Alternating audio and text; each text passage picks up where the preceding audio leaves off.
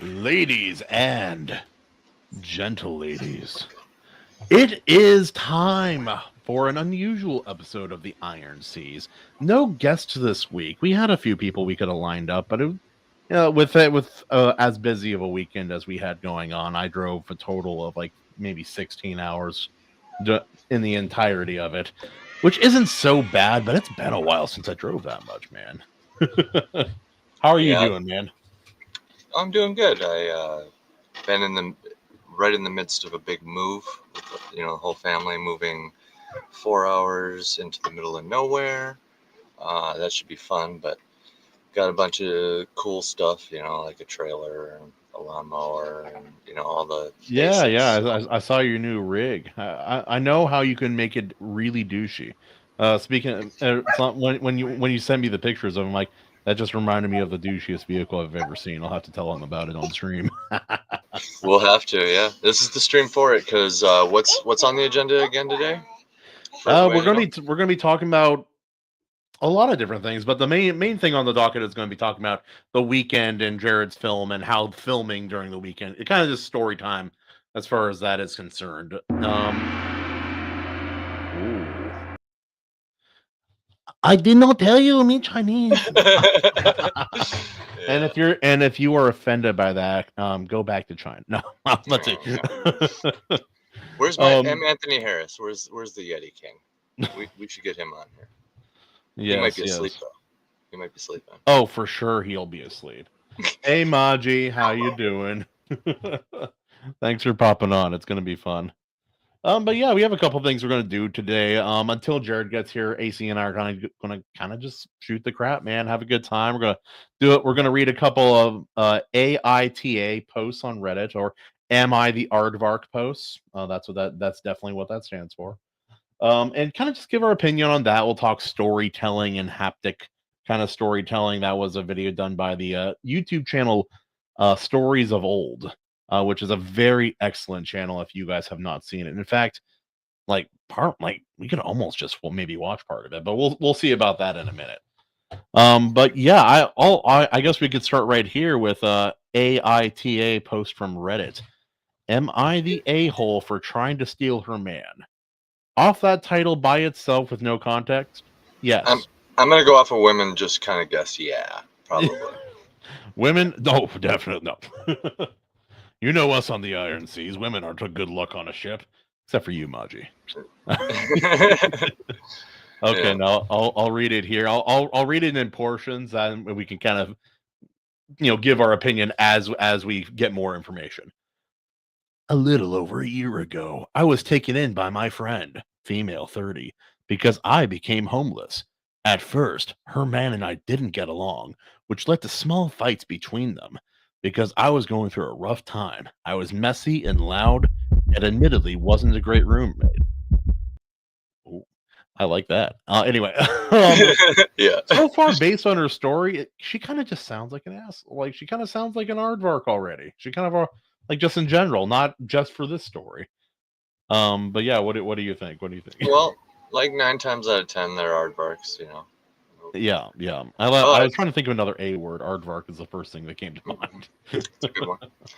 But yeah, sometimes you get some non-aardvarks in there. But yeah, I think this one is pretty on par with the title.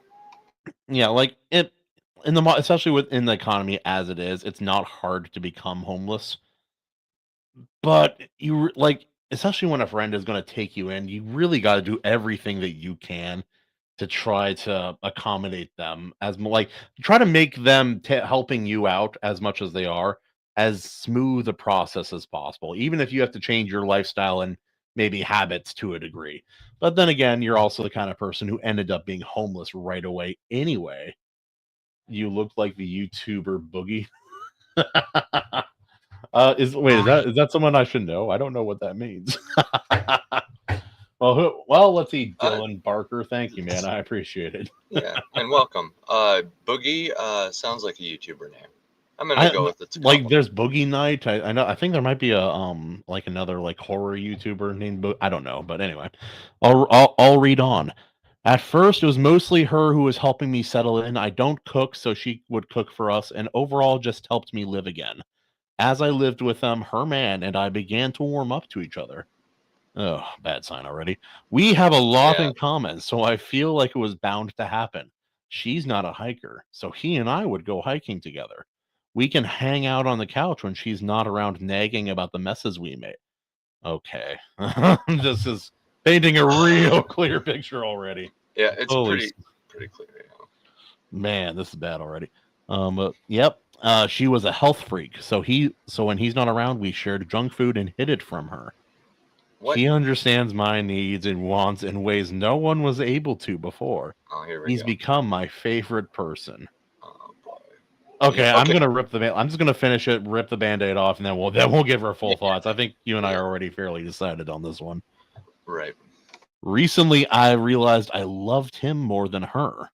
I would follow him to the ends of the earth if he allowed it. I hated when they are sitting there together, and I would try to sit right in between them. I want to be where he is at all times, and I get upset when they are together without me. She caught me laying on his lap and told him that I'm trying to steal him.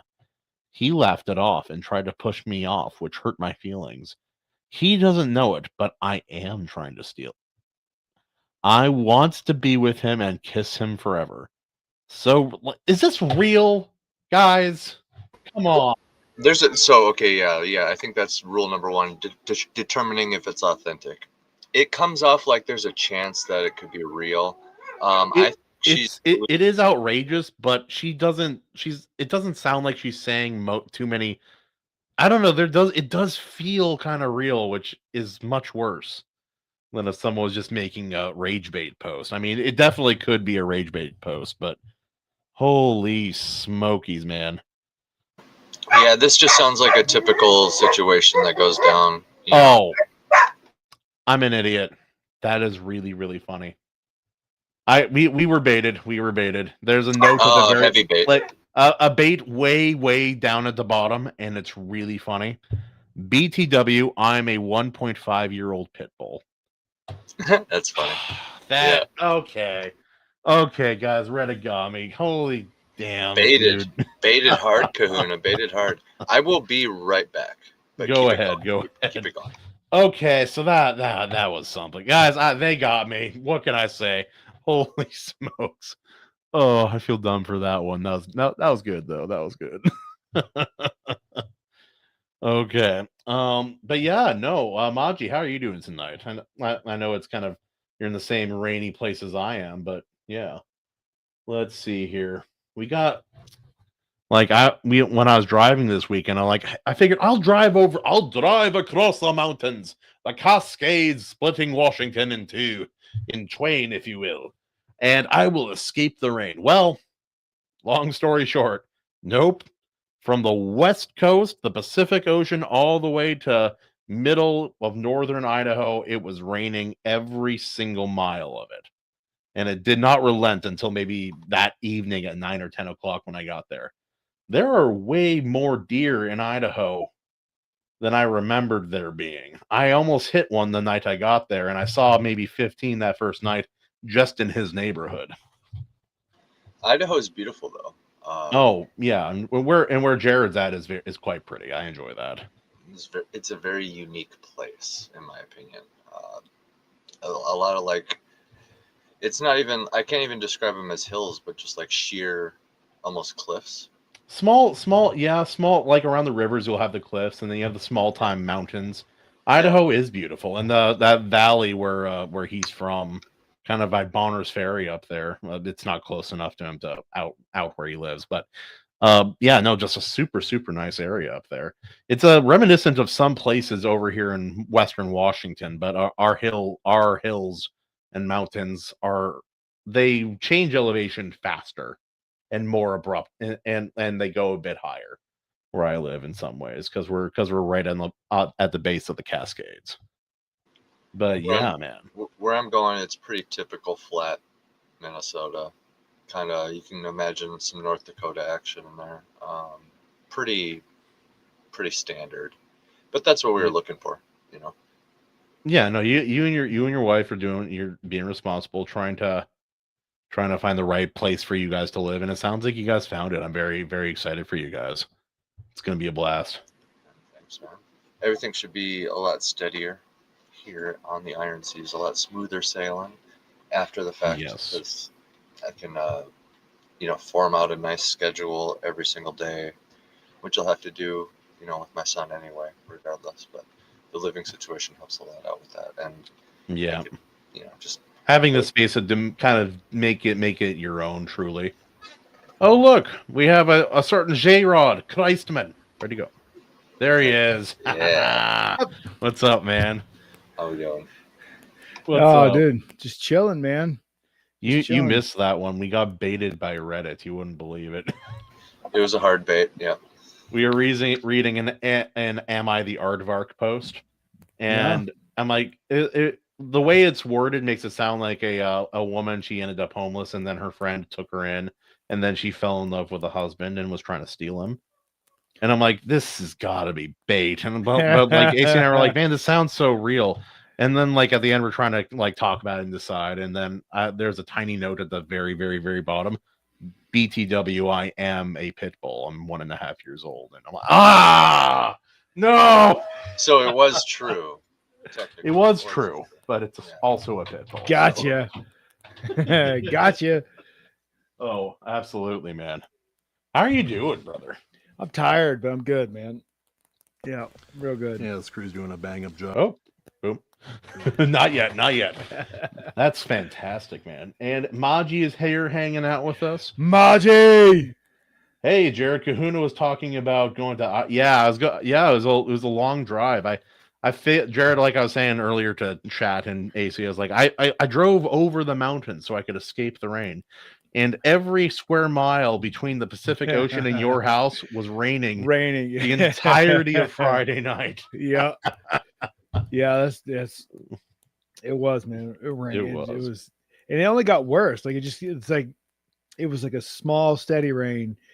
But as the longer Friday went, the more it just kept raining. It's like, this is never going to end. It was a lot. I got there and it was like nighttime is all misty. Your deer are trying to kill me. It's a great But no, yeah, Jarrod was filming his film this certain couple scenes in his film this weekend, and so me trying to help out and participate, I decided to come up, and this was going to be my weekend to come up, and it was a blast, man. Lots of like the place is beautiful. The whole the project was a ton of fun, but like I want to move there because the people are really cool. Everybody, I didn't meet a single person. I was like, I don't like you. I liked everybody I met. It was a really good time. Yeah, dude. I'm telling you, man. I'm telling you, you gotta move over here.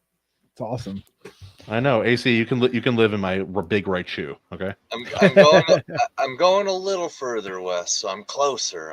And you know what? I got land, so That's true. If you're near Jarrod, you guys could carpool out this way, and maybe we could all meet up that way sometimes. I know that would be a blast. Yeah. And that being said, you guys should come out to the West Coast sometime this next summer. That would be a fun. That would be fun. Very doable in some ways too. I could probably cover lodging and figure that out. Race to the ocean for the Iron Seas. I mean, it's not a race. I'll be there first, but I mean, next fall, Lord willing, this crowdfunding does what we need it to do. You guys will be able to come out here and film next fall on your way to the West Coast. Yes, absolutely, my friend. Yeah. But yeah, no, we filmed 2 kind of bigger scenes this weekend. The nighttime shoot was really interesting. The channel, it was fun just kind of seeing everybody at work because you have Jarrod has a lot of really good people there who were helping out, and Jarrod had a very good vision for the scenes, but he was flexible enough to let people improvise in spots where it made sense to. And your directors of cinematography, I love them both, and they're very, very, very different people. Oh yeah, wildly different people. so they're very professional, very good. So starkly different. I could not imagine 2 more different people in that same position. I know. What was the guy's name? What was the guy's name again? Liam. Liam was so funny. I'm like, I don't know if he likes me, but he's very good at what he does. I know. No, I know. No, I don't know that. I don't know if anybody actually knows whether Liam likes him or not. That's his thing. Kind of the kind Yeah. like we all know guys like that. It's like been friends with them 20 years. It's like, are we friends? I mean, I think we are, but I don't know. Like we hang out all the time, so I just hope so. But no, man, it was a blast. It was a blast. So Jared, what was your favorite like thing? Like what was the biggest surprise or biggest thing that just went exceptionally well during the shoots this weekend, in your opinion? Because you've been, this is round 2 for you. You've gone through this a few times now. I think it was just the enjoyment of getting the band back together. You know, getting that crew of people back together in one place to do something, for all of us to do the same thing. Dude, it's just so much fun, dude. Oh, and like it was a blast. You know, I love being around those people, period. And then when we're getting to do something together that's not like that's out of the norm of, you know, our normal our everyday lives, normal interactions, normal. Yeah. It's just, I don't know. I live for that. Like, well, I think you're like me. Like hanging out is fine and good, but it's more fun having something everybody's doing. Like having a shared purpose. I've always preferred that kind of hanging out over the, hey, you want to like drink and sit on a couch for hours? Sure. Or it's like when my ex-wife used to do. She'd have her sister come over, and then they would just both be on their phone. I'm like, that's lame. You could have done this at home. Yeah. I mean, you are doing it at home, honey, but man, damn. Yeah. Did you guys catch those stills from the new Zelda movie or show? I did. Are they real? There's so much fake news coming out about fake movies recently. I've been kind of cooked. That was real. Sweet. Super real. Yeah.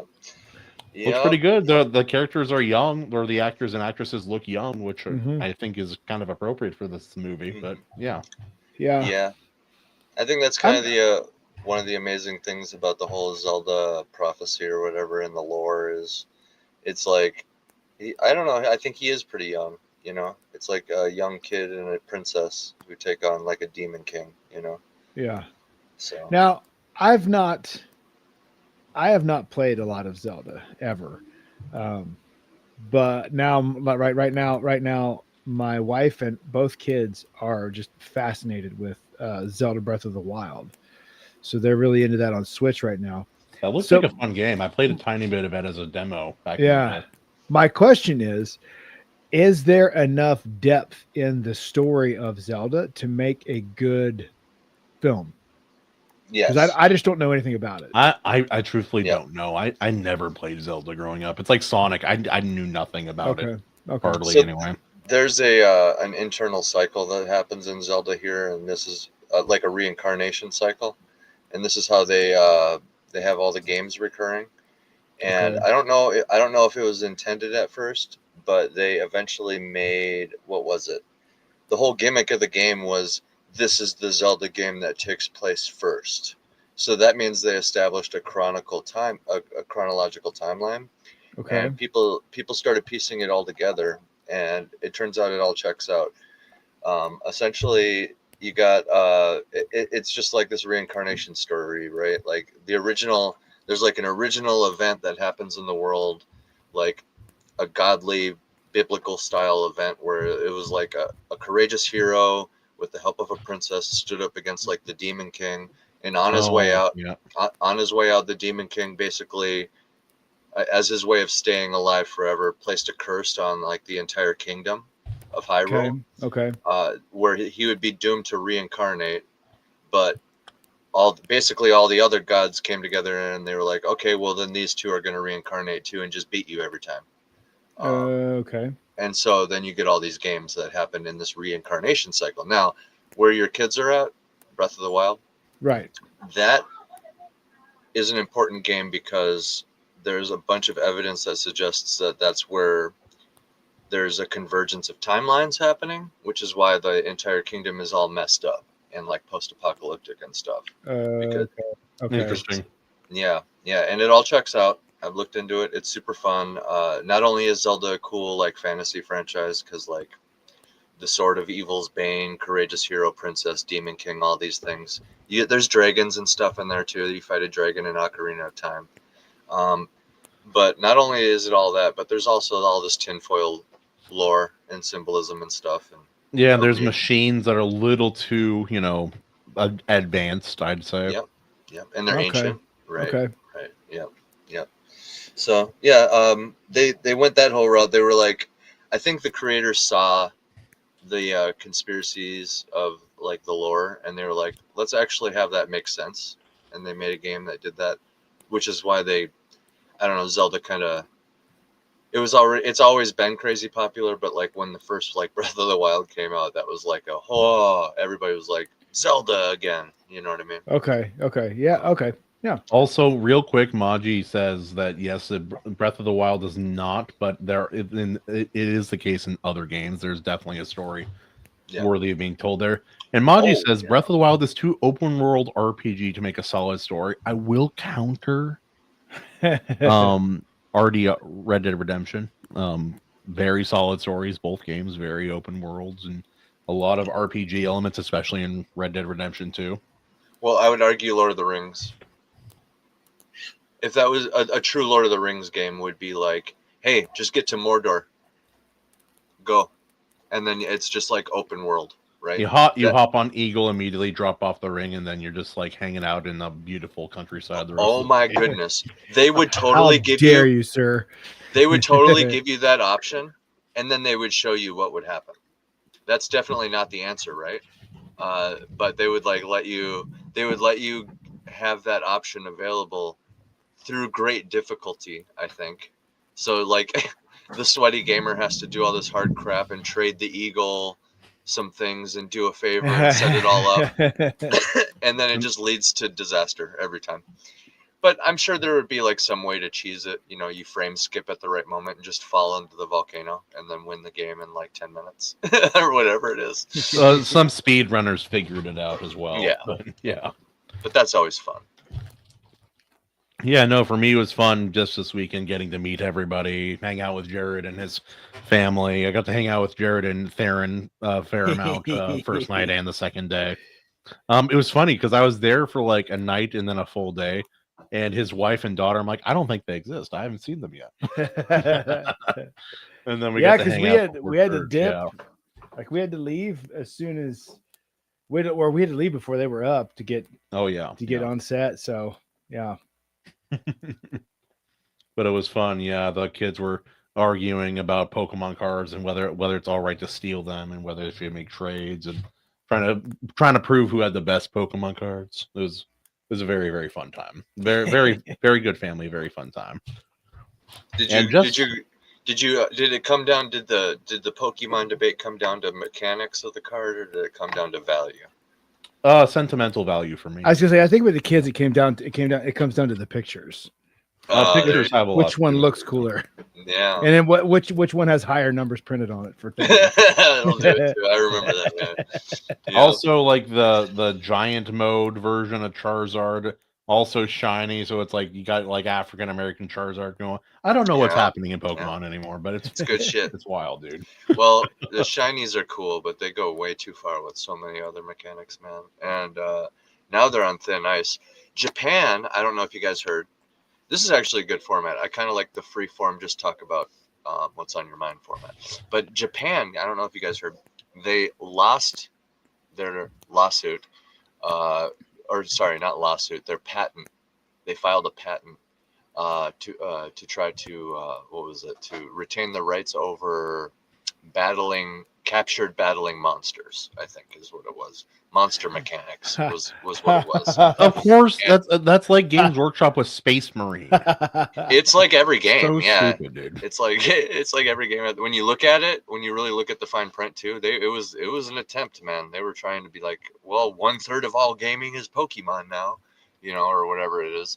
But yeah, they totally lost that quick. Japan was like, no. So that's why I say they're kind of Japan is generally very dare I say, in favor of Japanese companies. Yeah. To be understandably. But yeah, they're like on thin ice because Pal World is creeping up right behind them. Well, And, Power World is it has the advantage and disadvantage. It's like Pokemon is great for kids. I can put a Pokemon game in my kids' hands, and so long as it has no internet access, I'm like, you can play all you want. But Power World has like breeding, breeding and violence and guns. I'll be right back.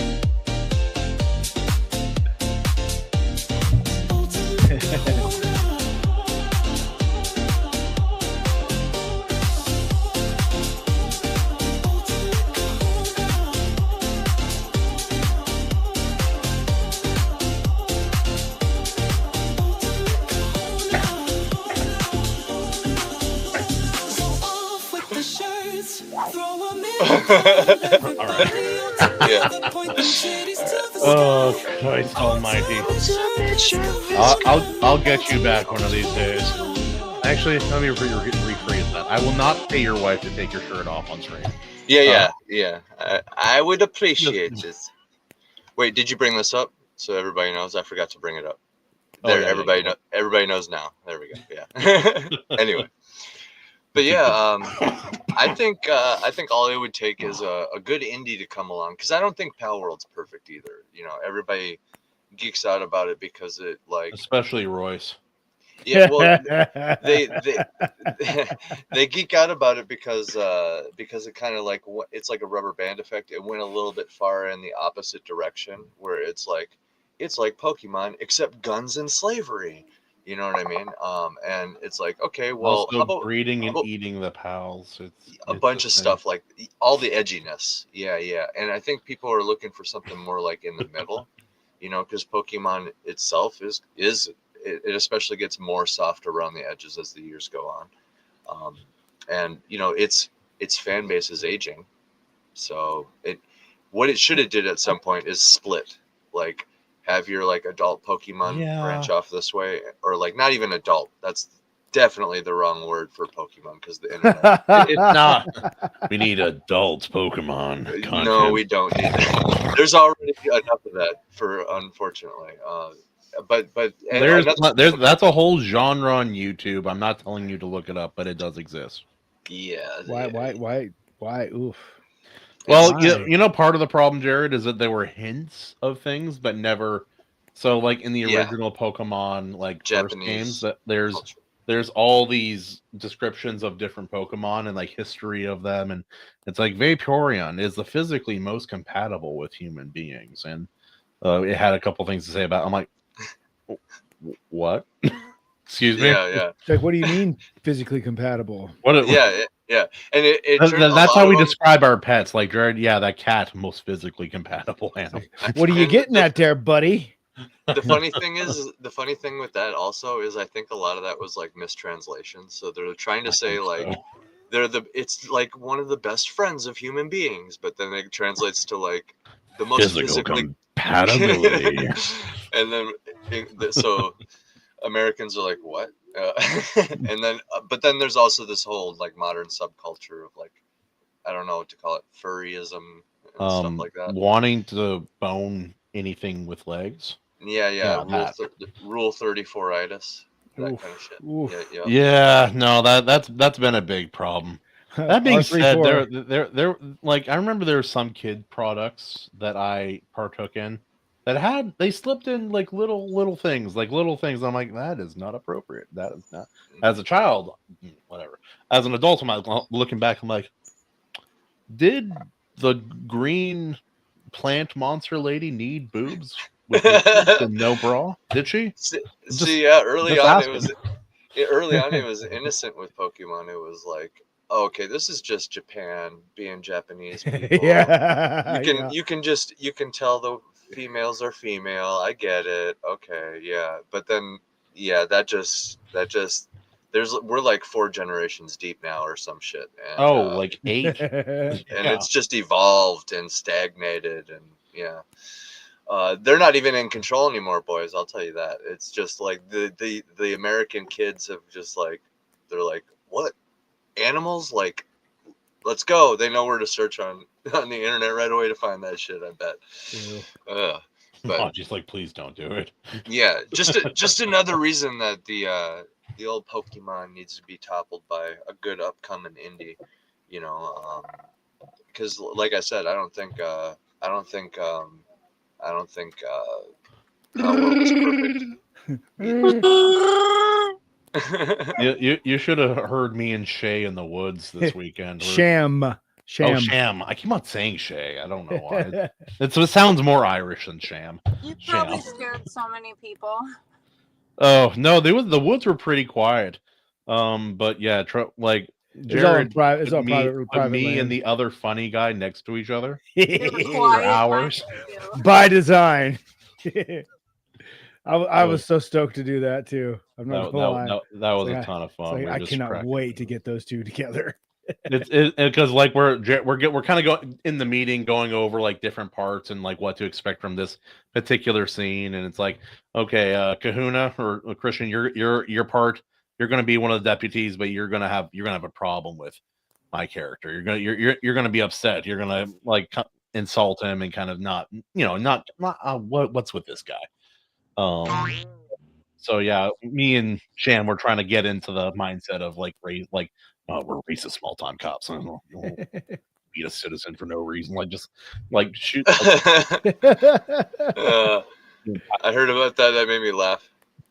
They're both such clowns, dude. It's like this is going to be a riot. I can't wait. That was like. I think that was my like second priority was just getting Sham and Christian on set together. I was like, this is going to be so much fun. Oh, it was a blast, dude. And then he has to like try to keep a straight face, and like before we're actually shooting, we were kind of like running through, trying to prepare. I'm like, you abuse any large-breasted women in town recently? He's trying to keep a straight face, like. Come on, dude. Well, you got that's smart, dude. You gotta like not just get in character, stay in character, and not break when funny moments happen, or like if you gotta say something ridiculous. Then there wouldn't be blooper reels. Yeah. Oh, the blooper reels are fantastic. Yeah, no, it's gonna be good. I've seen some of the footage from both the night shoot and the day shoot. Night shoot was really, really interesting. Our biggest problem was trying to get the fire to behave. That was the biggest hurdle. Story of my life. My individual hurdle for the evening shoot, because I'm not in the scene, I was just trying to help out, was not stepping and putting my knee in cow shit. I failed a lot, actually. Big problem. You need help with the fire? You need a fire sign like me. I'll help. Like just in the background, you guys are all doing the scene, Jarrod and Kit, and she's just like dancing. You're like, what is that? Are you helping? Yes, obviously. Of course I'm helping. Can't you tell? Fire dance. Very good. But yeah, even last minute kind of we had someone who's going to be playing a part in the evening shoot not show up. And so just one of the people at the lodge, like Roger, was it? Yeah. Robert couldn't make it. And so we borrowed Raleigh's brother-in-law, Chris. And Chris. It was man. so good. So dude, good. Chris killed it. He like read the lines like a dozen times and then like no, like he didn't need instruction. He just had it. It was like just good. It's like, oh yeah, there we go. Nailed it. Yeah, no, it was a blast. And it's really interesting having the two camera people try to work together and get different shots, and then not walk into frame of each other as well. That was something. And then getting the sound set up, and because that sound system, if it's pointing your direction at all, it'll pick up like my head. Oh, you're breathing. Like that. Yeah, it was good, man. It was really good. I can't wait to see. Oh, we lost AC. He got fetted out. Yeah, they heard he's making culture. Get rid of him. I'm just picturing my kid screaming and crying in the background because he climbed up a bookshelf when my mom wasn't looking. Oh yeah. Fell off it or something. Speaking of kids, there was a kid like on set most of the day we were shooting. Because Zeke, his mom, and his mom and dad were there. That kid was so well behaved. My kid, my kid might have been good for an hour or two, but that was asking a lot. He said shitty internet. Yeah, no, his picture was a little fuzzy for me.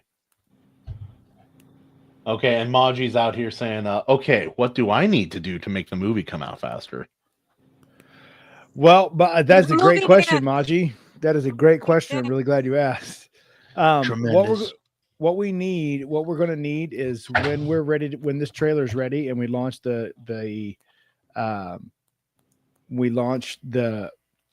crowdfunding, is like a full court press from everybody to just spread the word about and just help us like spread the word about the crowdfunding, and get it and just get it out there. Like, go into other streams chats and talk about it, and just all that kind of stuff will help. I think this trailer is going to be good enough to where it's like people are going to say, it was already looking really good, like without any color correction, and the sound, like we checked the sound around for the nighttime shoot with the fire.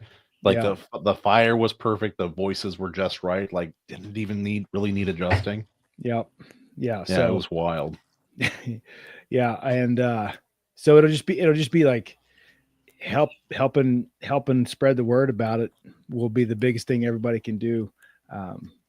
And like, I think right now, just like with the group of people we have in this circle, I think we're going to be good. I think we're going to make it. Yes, it will be tremendous. But Maji, you also have to come over and be in the Iron Age scene, because I'm putting a scene in there with I want as many Iron Agers to show up as can possibly make it and be in the scene. It's because it's a bar scene, so it makes sense to have a lot of people there. But I really want that scene to be special because Katie has a role in it. Royce has a role in it, and so like. If we can get a bunch, and so like AC will be there for an extra in the background. Christian will obviously be there because he's a deputy, and it's one of the places where they go. So it's like if we can get cops in a small town at a bar, that doesn't sound. I know, right? Weird. Surely that doesn't happen.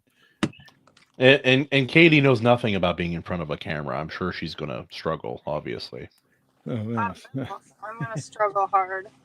They call her the struggler. She's basically the guts of the Iron Seas. No, you're going to be a lot more natural.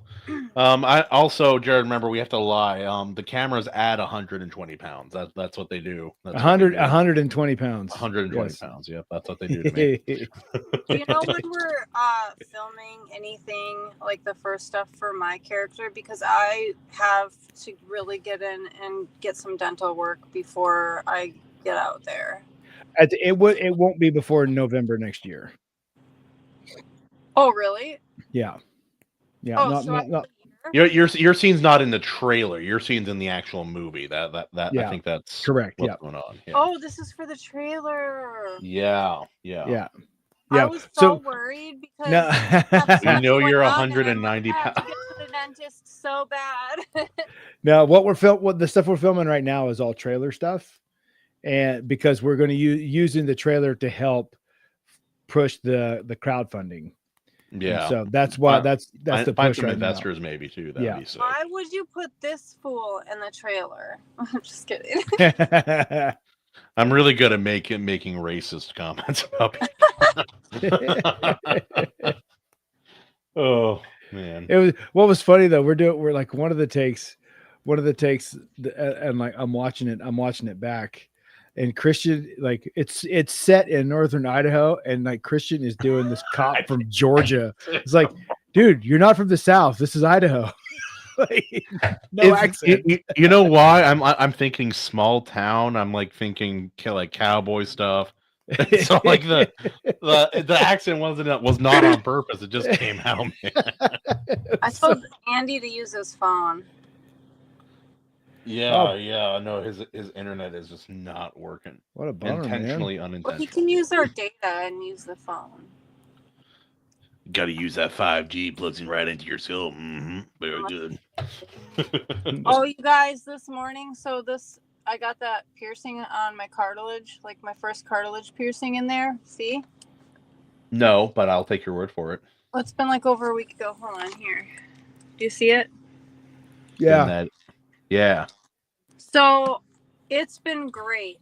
Haven't touched it. It's been healing great. And this morning, Andy flipped over and like whack and just no. hit my ear and then snagged it and ripped it. Oh, dang, that's brutal. Oh, dude, I was like, oh, you got my ear, and he like got all crabby because he was tired, and like sleeping, and he got all crabby at me, like, oh, like it was my fault or something. Oh, just bad timing. Yeah. Oh, yeah, it hurt so bad. Yeah, if I remember one time, what was it? My Thorn was he was arguing with me about something, and he was just like being defiant, not laying down to go to bed, and I'm like, all right, sure, go to spank him, and he turns around, and so I hit him. First time he's experienced that, and I felt so bad. I'm like, that's gonna hurt. I'm so sorry, buddy. Bro, why'd you turn? I threw something so I was actually like kind of irritated at Andy, and I threw something on the bed, and it literally, I didn't even try. It hit him in the back, and I felt so bad. And he thought it was on purpose because I was mad at him. I'm like, I swear to God, I just can't throw. I have really bad aim, But yeah, I got this piercing because I was like, dang, I don't know what to get, but I better not get like any weird face piercings before I was gonna get a bunch of crazy face piercings before the movie. yeah, probably not. Probably don't want to do that yet. But I got to get my septum ring done. Yeah, no. I helped my buddy pierce his ear in computer class once when I was in 9th grade. Just use a thumbtack and a lighter. It was a fun time. I remember being in middle school and all the girls were piercing their belly buttons with like safety pins and stuff. Like, oh. That's how do you do that is commitment, man. If you're trying to do your navel with a safety pin. Well, most of the time they couldn't handle it and ended up with like a teeny little sliver pierced. So it was hilarious. Well, like with an ear, you can like pull that crap out, pull that stuff taut, kind of kind of give it a good shove there. But hot damn. The second holes, because I have 3 on like my lobes. The second holes, because I had the first and the third spots pierced, and I got up and I was getting ready in the morning, and I just went to put my second ones in. And sometimes, like if you don't wear earrings for a while, like it'll kind of close, and you kind of got to like pierce that. Re-shove it in, yeah. So I'm like, why is it not going through? And like, because I like looked in the mirror and I saw the hole, which turned out to be a freckle, and I literally just pierced a third hole in my ear, and I didn't even realize it. I just like I pierced it with an earring, and people are like, how did you even do that? And I was like, I don't know, but then I did it to the other side. I just pushed an earring through, because I was like, now I have to even it up. So my middle holes I just pierced with earrings, and the first one was a mistake because I'm just that dumb. It happens, man. I pierced my feet on accident, so that's a whole different thing. Randy says I shoved a carpenter nail through my earlobe when I was. Why, Randy? For the love of God, man. Why? Metal. AC's just like, yes, my kind of guy. Oh, no, that's good stuff, man. But yeah, no, the movie was a ton of fun to shoot.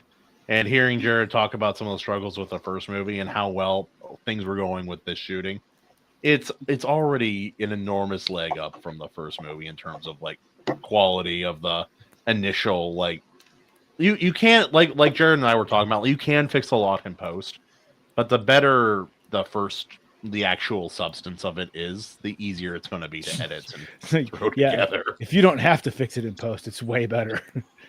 yeah. But yeah, no, we got drone shots, like 5 different ways of approaching the dead body scene. Also, a little hand for our dead body guy. He did such a killer job. he was shirtless for like an hour, 2 hours maybe. Yeah, and it was not warm, man. It was not. It was not cold for me, but it was not warm either, and I wasn't shirtless in the woods. Yeah. Dude was like laying down too, man. Like, yikes. Is that music? Someone is moshing right now. Oh. Yeah, I guess so. What is that? That's funny. I think that was your hubby. He was like. Yeah, I was listening to a voice note. Why? So Jarrod, What's wrong The with StreamYard decided to like just unmute me for no reason. So. you? Oh, that's fun. You're a horrible person. So Yeah. So which clip do you want to show first, Jarrod? Let's show Kahuna's debut here. Let's do it. Let them get out of here so we can finally get started. Oh, sick. Ugh. Oh. Cheap nippos here. It was so hard trying to decide what to say because we wanted to bring it back into like something about nepotism. That was a good idea on Sham's part, though. That was a smart idea. To go with like what his his military rank was. That's good. Yeah, and like I love being able to do that. Like I love like hearing other people's ideas, and like when it's good, like being able to run with it because I'm not like. I don't have any corporate producer over my shoulder like, no, you don't want to do this because it's this and that and this other thing. No, it's like, hey, that's a good idea. Let's do that. I'm trying to remember all the names I called you when we weren't actually filming and we were just like dry running. Names. I think the worst one was Turtle Dick. I apologize for that one. But oh yeah, Randy down here. I'm a little late. What is the name of the movie? Jarrod. Movies where even shadows fear to tread. Or even shadows fear to tread. Or even Randy's fear to tread. Never mind. I was about to make a reference. Anyway. The picture quality, yeah, the filming. We struggled a little bit at night with the fire, trying to get the lighting right as well. Because the fire had to be bright enough to light the faces properly for the cameras to work, even though they're good nighttime cameras. But also, if the fire was too big, then obviously the flames are going into the shot, and the smoke would alter what the focus was on. Yeah, and so that was a small struggle. But we got more than enough footage, and a lot of it came out really, really good. Yeah, well, we're actually spoiled for choice on that scene. Like after I did a more thorough footage sift the other day, and like there are on the first setup because we did two setups with each camera. And the first setup, there are three really good takes, and both of the second setup takes were really good. So it's like you're being spoiled for choice is a nice problem, and like by comparison, that was much easier than all the other campfires that we shot for Missouri Bill, because in Missouri Bill those were some of my favorite scenes in Missouri Bill. Right? Yeah, mine too. But there were 4 campfire scenes. And that's had a lot. Yeah, and we have more problems with them and on the easiest one than we did with that scene. So I was pretty and like that scene, what we shot came out really good. Now that's the short what we shot the short version of that scene for the trailer. It's a longer scene. It's probably about a 2 or 3 minute scene total with a flashback in the middle of it. And I did a little scouting in Spokane on the way back, by the way. I didn't find what you're looking for, but we'll find a spot. Yeah. It's either going to be somewhere there or down in southern Idaho. I just got to keep looking. We'll find the spot. That flashback is a big part of how we introduced the supernatural element into it. What kind of a spot are you looking for? I'm looking for something that's very arid and sparse, that I can use as an analog for Afghanistan. Because the main Marcus, the main character in the film, has a recurring has PTSD from a crime scene he had to visit when he was in Afghanistan, investigating. Okay, so you need the actors and not just like drone footage or something like that. You need to actually have a scene there. Right. Yeah. And it's not a full scene. It's very short, but I only need like a couple shots really in that environment, and I can edit it so I can cut to somewhere else and do it in 2 different locations. But it's just pulling it off. Yeah, I'm trying to think. Maji There's coming in Twin Falls Desert outside of the Shoshone Yeah. Falls. That's definitely down where I'm thinking would be the best spot for it. Interesting. Also, Randy, this clip looks like a hybrid between Outbreak and E.T. Yeah. Just have him down there. Yeah. Oh no. There's the supernatural element. Spoilers. Jeez. Dude, you know what's you want to know something funny? Because so like given the ages of my kids, I've been introducing them into movies of like from like ET. So when I introduced them to ET last year, like we're watching ET, and the video's playing, and it's like that movie was 82. Oh, was it early? It was early 80s, like 82 or 3. Like it's pretty early. And I remember I saw that in a drive-through theater. And there are things that I saw, or a drive-in theater, not a drive-through. But there are things you have to watch it 10 seconds at a time. Yeah. I noticed things in that film that today people would make a big deal about. Oh, did you see that it had this and that? And that it's like, we didn't even think about it in the 80s. But so for example, one like the special agent in charge of like the next guy under Peter Coyote's character in the movie is a black guy. And like that would have been but now and like it was just something you didn't even think of. Because there was diversity in there that you didn't think of because nobody was pointed out screaming, you got to meet these diversity numbers, you got to meet the quotas. Yeah, it wasn't a checked box. It was just a natural part of the story that nobody thought about. And I'm looking, it's like, this is like 82. It's like, dude, where did we go backwards? You know what? Somewhere after 2010 is my best guess. Well, and a byproduct of that is these characters tend to happen organically then, and their placement falls into better fitting roles. Yeah.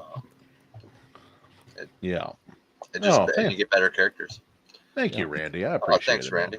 You're the man. God bless you, awesome, man. Dude. Hey, film's getting funded already. Sweet. No, I don't know when ET goes into the public domain, but I heard the Shadow's going into the public domain. The Shadow there's a whole bunch of stuff in public domain already that people are not taking, like Zorro. Like I talked, maybe AC, you and I talked about this, but Zorro is in the public domain. And are you kidding me? It's such a cool character. Yeah. Really interesting stories. Why are we not seeing anything with Zorro? Bro, I think there was one Robin indie Hood. comic I found. There's one. Robin Hood, right? But Robin Hood's been kind of done to death. Yeah. Three Musketeers, similar problem. The last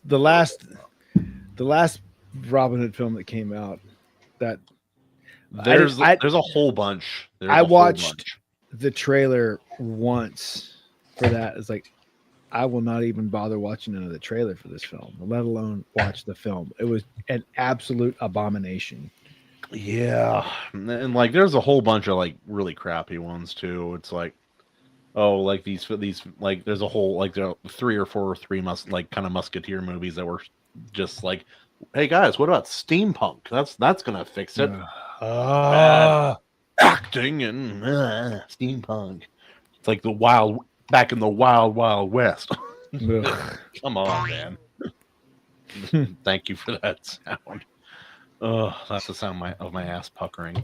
I like your picture down there. That's perfect. It really suits you. Really captures your essence. All right. Did you say your essence? Whoa, no. It really captures how big your eyes are in relation to your. I love you. I'm just kidding.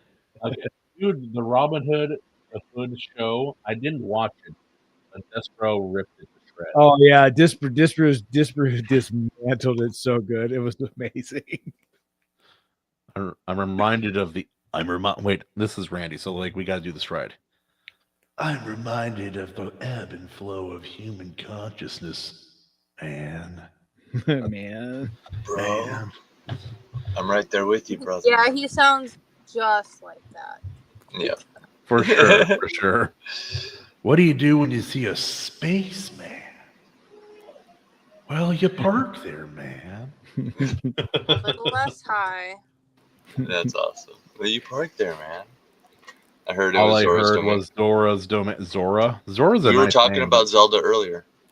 Yeah. Zora's domain is from Zelda. That's a Zelda reference. Shout outs to Randy. We were talking about Zelda earlier. I have hope for it. I saw somebody,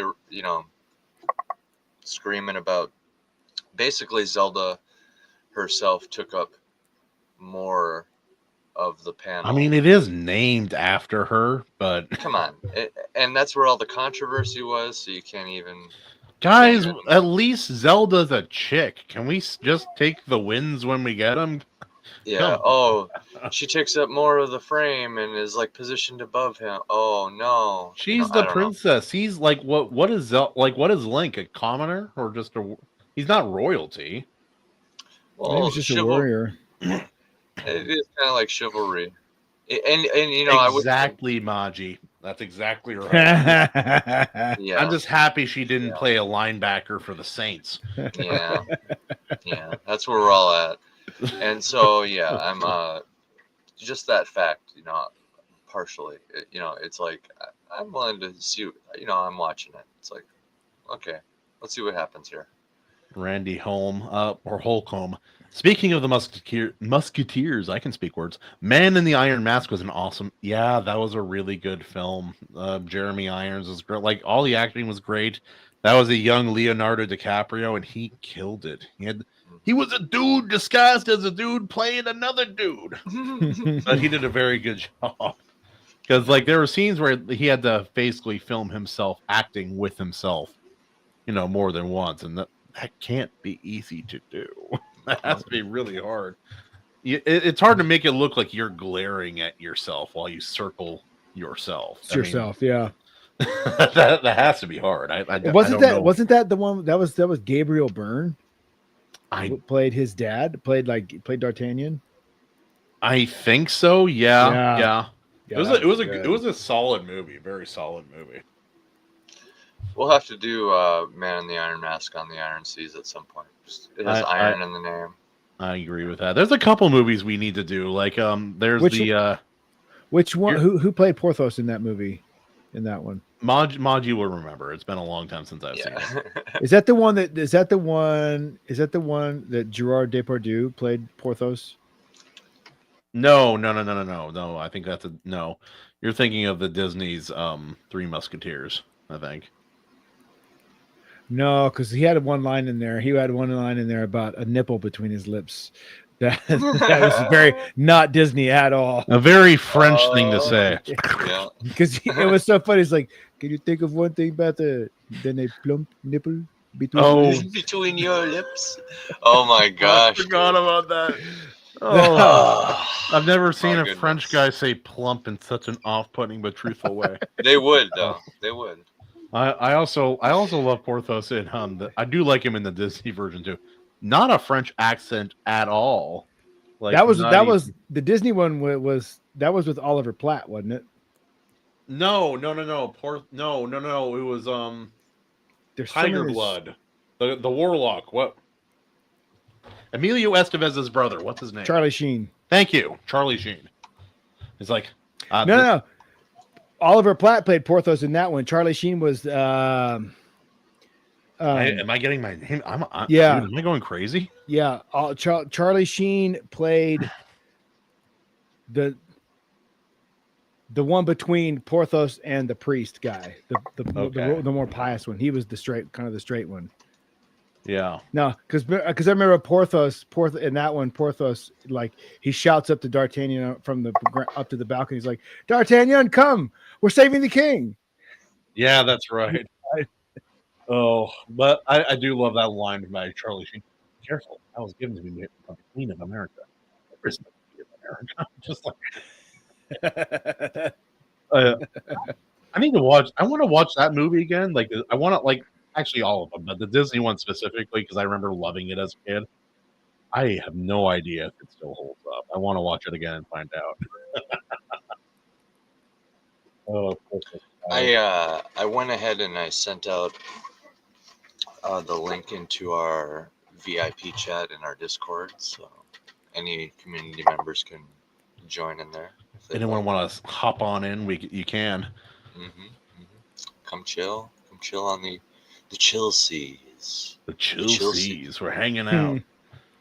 I've gotten in this kind of discussion quite a bit. Randy's talking about the animated Robin Hood still being a favorite. That's your opinion. Oh, your wife changed her picture again. That is slightly horrifying. That's a good one. That's pretty good. Oh. Liberal Barbie. Good stuff. No, the animated one is pretty good. I'm not sure. It's charming and really unique because they have the mix of Southern accents and British accents, which is really unusual in a movie. That's good because it was in the 70s. It was in the 70s when like country music was having this huge renaissance in the 70s.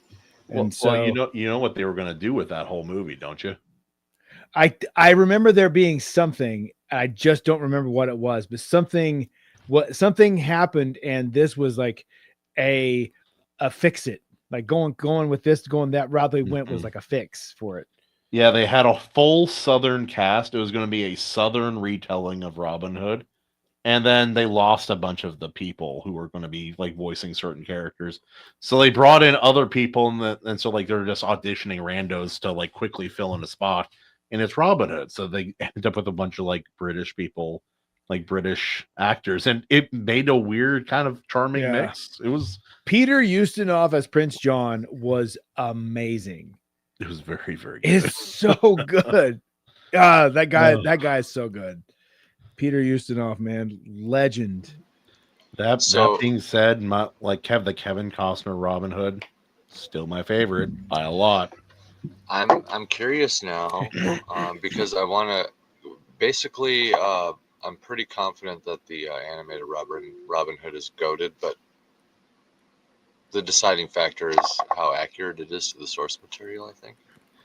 Well, the source material is it was in word of mouth form before it was in written form, as from what I've been able to find.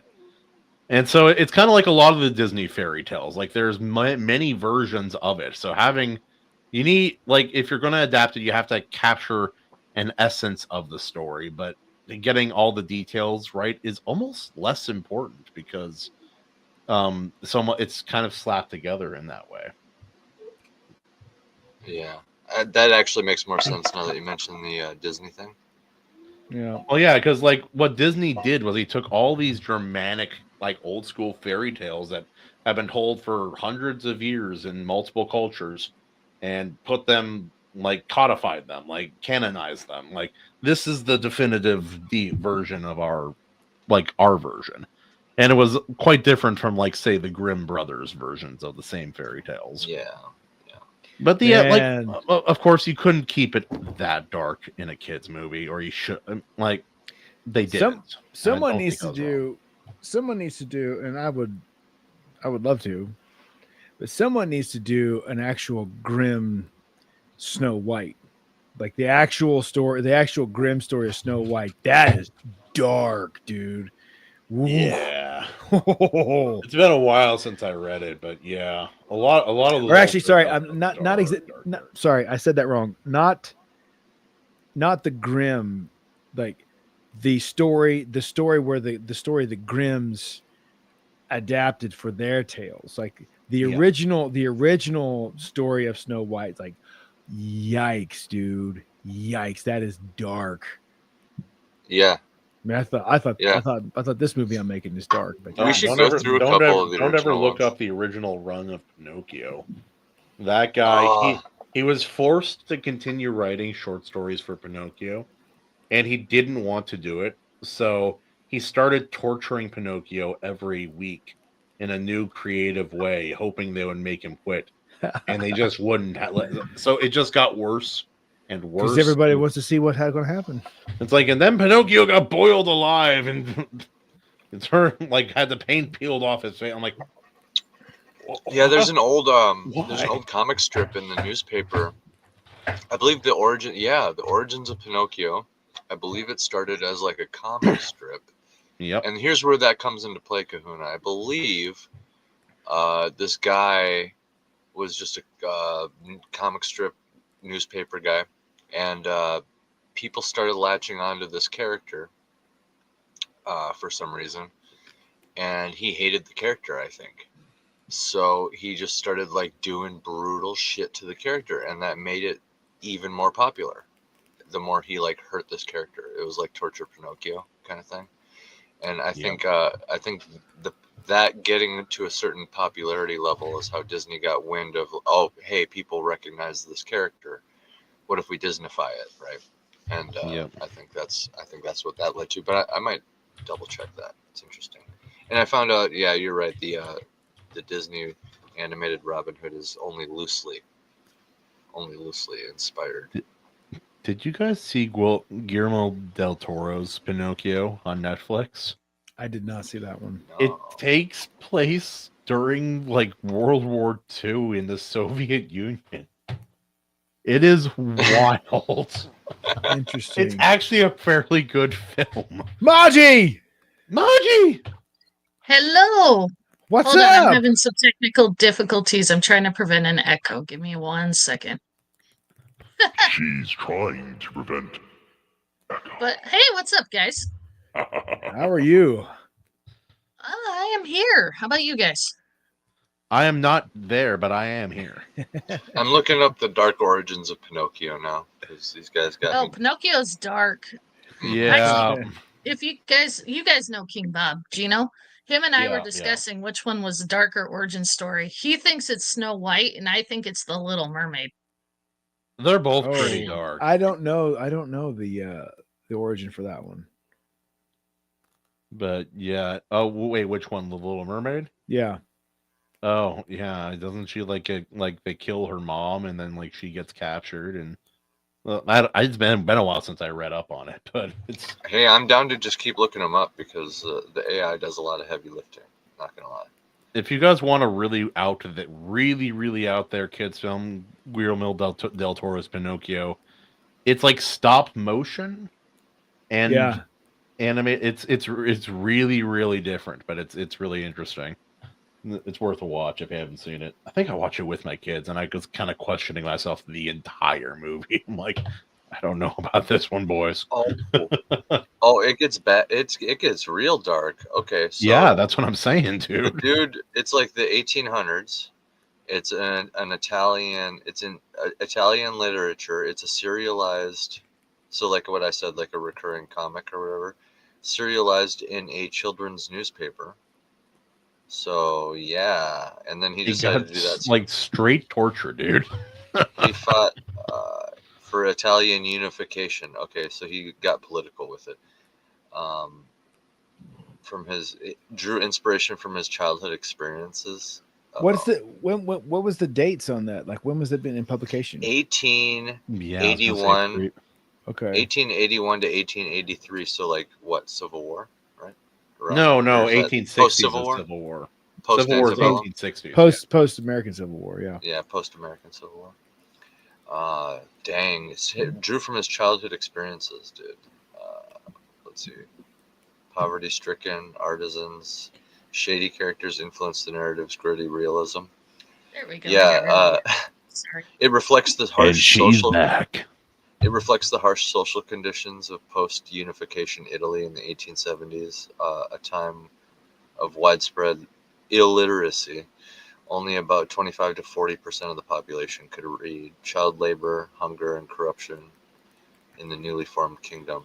In Italy? No. In Italy, never. It was intended as a cautionary tale with moral lessons.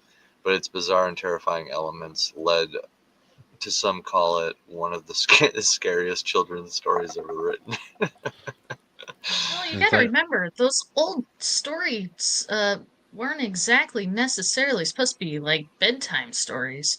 No, Yeah. cautionary. Yeah. Unless you Yeah. were a German child, in which case it was exactly the story your parents wanted to tell you. But a lot of them were just designed to teach children lessons. I mean, Little Red Riding Hood, all about teaching them about not talking to strangers and how actual dangerous that could be. Strangers Yeah, back then were outsiders. a wolf look a person who's actually a wolf. Yeah, the something that wants to eat you. It's metaphor, but it's very effective. It's like, your German grandmother will tell you story before bed. If you go out in the winter without 2 pairs of socks, the little ice worms will find your feet and slowly chew your toes off. Good night, sweeties. Walks out. Holy crap. It's like, what did she just say? Well, I Like the mean, most horrifying thing you've ever heard. It's like, oh, sleep well. well, think about it. The doctor version of Hansel and Gretel, the rich is trying to eat them. Yeah. Oh, did you guys remember the live action Hansel and Gretel where they're adults I refuse and to they're watch like that. witch hunt? With Jeremy Renner and what's his face? Yes, It's I never so saw bad. it. Oh, I some never very saw it. You know what's so- tasteful nudity, not tasteful, very sexual, very bad. But no, You that know movie's what's a movie terrible. that's so bad it's good? I Frankenstein. Where he becomes the monster hunter even though he is the monster. I have not seen that. Oh, where he hunts gargoyles. Or Yeah. no, they're demons, and he teams up with the gargoyles. Yeah, it gets a little interesting. Like I said, it's one of those that's so bad it's good. Yeah, isn't Billy Nye the big bad in that one? I have not seen it. I Yeah, have Billy no Nye. Billy clue. Nye plays like the head demon in that one. Is the main antagonist that is revealed later on. I was surprised. I was actually I'm with you. I was surprised that movie was not as bad as I thought it was. It wasn't bad. Like I thought it was going to be terrible, and I watched it like, that's not bad. That was fun. It's a good popcorn flick. Yeah, Miranda Otto plays in it, which was good. What's one I really liked that was oh sorry. No, you're sorry good. Go guys, ahead. there's like a little bit of a delay on my end. Oh, Kahuna knows this. That's just my development. Continue. No, I have about a 3-second delay behind everyone. So if it sounds like I'm interrupting, I'm really not intending to. I apologize. Sound like every woman I've ever known. Oh, One I really liked was Dracula Untold with Yeah. Bard from The Hobbit as the main character, but they gave a different take on Vlad, and they acknowledged him as Vlad the Impaler in that. that was an interesting take.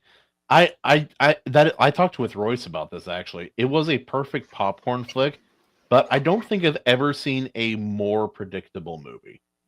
Ever. Oh yeah. Well, it you didn't guys help are they hating cut out me. an important scene either. It's like you can almost quote the lines before you've seen the movie, like in some spots.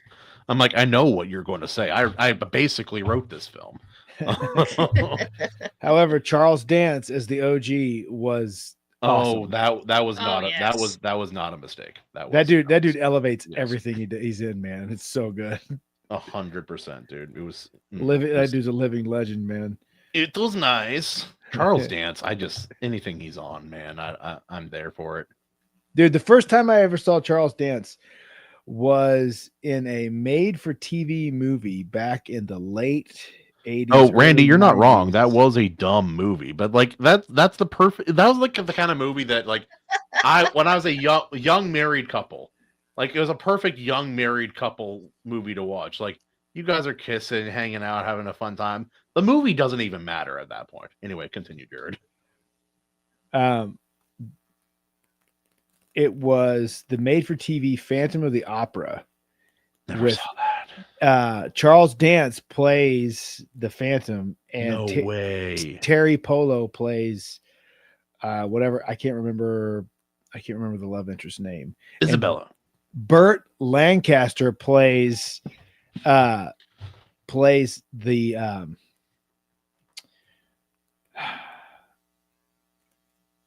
Burt Lancaster plays the Phantom's friend, Okay. and Yeah. who owns the opera house. And it was like, I mean, I had it on VHS, like bootleg tape from the TV, because like the second time it played, I was like, man, this is good. I'm gonna record this when I was a kid. And I can't remember if it was late 80s, early 90s, but it was the first time I ever saw Charles dance. And then I thought, like, this dude, and he sings in it. He actually sings a piece in the film, which was awesome. And then didn't see him again in anything until the Last Action Hero with Arnold Schwarzenegger, like several years later. And I was like, it's the guy. It's the Phantom of the Opera. Yeah. Holy crap, he's nuts in this now. I have a confession. I have never read or seen any version of the story of Phantom of the Opera. Never absorbed that story. That is like the ultimate chick flick Phantom destruction deaths dude. I haven't either, because Andy and I actually watched with one of our friends. We were video messaging, and then we queued it up to watch together. And then I was pregnant, so I was just throwing up the whole time. So you didn't actually watch it. Right. Okay, so the movie is not as good as like the live play. I will say that, but the movie's pretty good. That wasn't Phantom of the Opera, was it? That was that French. And he's like, I have no clue. That was Les Miserables. That's what. Oh yeah, Les Miserables. Yeah, that's Les right. Miserables. Yeah. The opera either, though. Yeah, once again, that musical is way better than the movie too. But Hugh Jackman in That's Lin is almost still pretty good. Maji, you're right, but that's almost always the case. Almost always the case. Sorry, I'm a sucker for live plays and musicals. Oh yeah, no, I always thought that stuff was stupid when I was little, and then my mom and my dad dragged me and my brother by our ears. Like my brother was kicking and screaming, did not want to go. Mom is like, I promise you will like the show. It will change. You will change your mind. You'll be so happy afterwards. And he's like, no, I won't. I'm gonna hate it just because you said I'll like it. And I'm like, I don't really want to go either. It sounds stupid. So we went. Most incredible performance of anything live I've ever seen. Any guesses what it was? It was at a theater. Please don't say Wicked. Cats. No, I'm not gay. It was Cats. It's the Book of Mormon. Rocky Horror Picture Show or Cats? No, Cats. No. Cats is actually really impressive as well for the dance aspect of it. It was never meant to be a movie. I can't believe they should never have made a movie. Who are you? No, Anyway, oh yeah, speaking of cats, Jarrod has a great cat. Anyway, we saw Lord of the Dance with Michael Flatley. Okay, that one's not bad. That was unbelievable to see in person. It was wildly just out of this world. Really, really good. Yeah, and I've seen other plays, but like I don't know, that one really hit different. You really feel that. Like you can watch the film, like the filmed version of it, and it's really good, but it's nothing like being there in person. And anyone who's been to a good live performance knows what I'm talking about. But yeah, no, there's a couple more things we'll do here tonight, but one of them, there's a comment by a VTuber I follow. Don't judge me. But she was talking about that's not the right thing. Right here, there it is. Straub, Christian VTuber, nice girl. Anyway, genuine question. When Disney changes the storylines and the characters of movies with remakes, we complain and say they have an original movie with a script ready to go. Why mess it up? But then when they make a remake like this one, and it appears to be exactly the same as the animated one, that's not lazy and not good either, ? I see people criticizing this trailer saying it's a one-to-one version of the original. So do they just dislike remakes? Is there a live-action remake that wouldn't be good enough for them? As a Moana fan, I'm personally excited to see this. I hope it's as good as and close to the original as possible. I can't lie, it feels like some people just want to complain about anything sometimes. Welcome to the internet. That's kind of all true. Yeah. Go ahead. Do you want the opinion of a former Disney cast member? Absolutely. Yes. So here's the thing. Yes, a lot of the Disney originals aren't even really originals, as we all know of. But that's what made Disney so unique, was he took these dark, grim classics and put a hopeful imagination, brought them to life in ways that never been heroic. seen before. Yeah, he added heart and romance and heroism was great. Exactly. But here's the thing. When you translate it, so actually, we could take the stupid Little Mermaid, for example. I was just gonna bring that Because one I up. tortured Kahuna with 5 minutes of this movie. But Oh God, I So- forgot it. Yeah, oh, it was so bad. Or, I I forgot. mean, exactly. Wait, did you make him watch the live action? Yeah, I made him watch part of Maji, it, I yes. forgot. I blocked that out of my Whoa. memory until this moment. I did not Wow. remember. Yeah. But what it was I wanted to show him, because the opening scene in the movie is the exact same as the cartoon. Well, actually, no, it's not. Parts of it is where she's swimming around in the ocean, but like they completely take out the opera scene where you're introduced to Triton's daughter and she's not even at the opera. Mhm. But they took, by translating it from this beautiful, because we fast forwarded it to the under the sea scene so that he could see it. He took this bright, vibrant song, one of the most well-known songs in Disney animation for the 90s. All the bright colors, the unique sound. I mean, you're a musician. You know exactly what I'm talking about. Sebastian's Jamaican accent, Under the Sea, all the vibes, the drums, all that. They took that all the way. They completely lost the color and imagination trying to make it look real. Ugh. But worse, it didn't look real. It actually looked worse because it was fake CGI. So And they it lose a wasn't- yeah. lot of that creativity, a lot of that energy that just memorized you as a kid and made it dull and boring. Gross. Yeah. Now, in response to what Straub said, I think the heart of what she's saying is that like people aren't satisfied. And I agree, some people Well- are just going to complain to complain. But I do think Disney has a problem. This is my response to her. We've talked about this on the Iron Seas podcast. The problem's twofold. Either the movie is exactly like the animated with live action, and typically not as good as the original, or it changes everything so fundamentally it shares nothing but a name. Neither is needed, and neither is asked for. Now, if all of the movies were really good, really solid, like if all of them were at least as good as the animated, like How to Train Your Dragon is really close. Like I really liked the live action How to Train Your Dragon.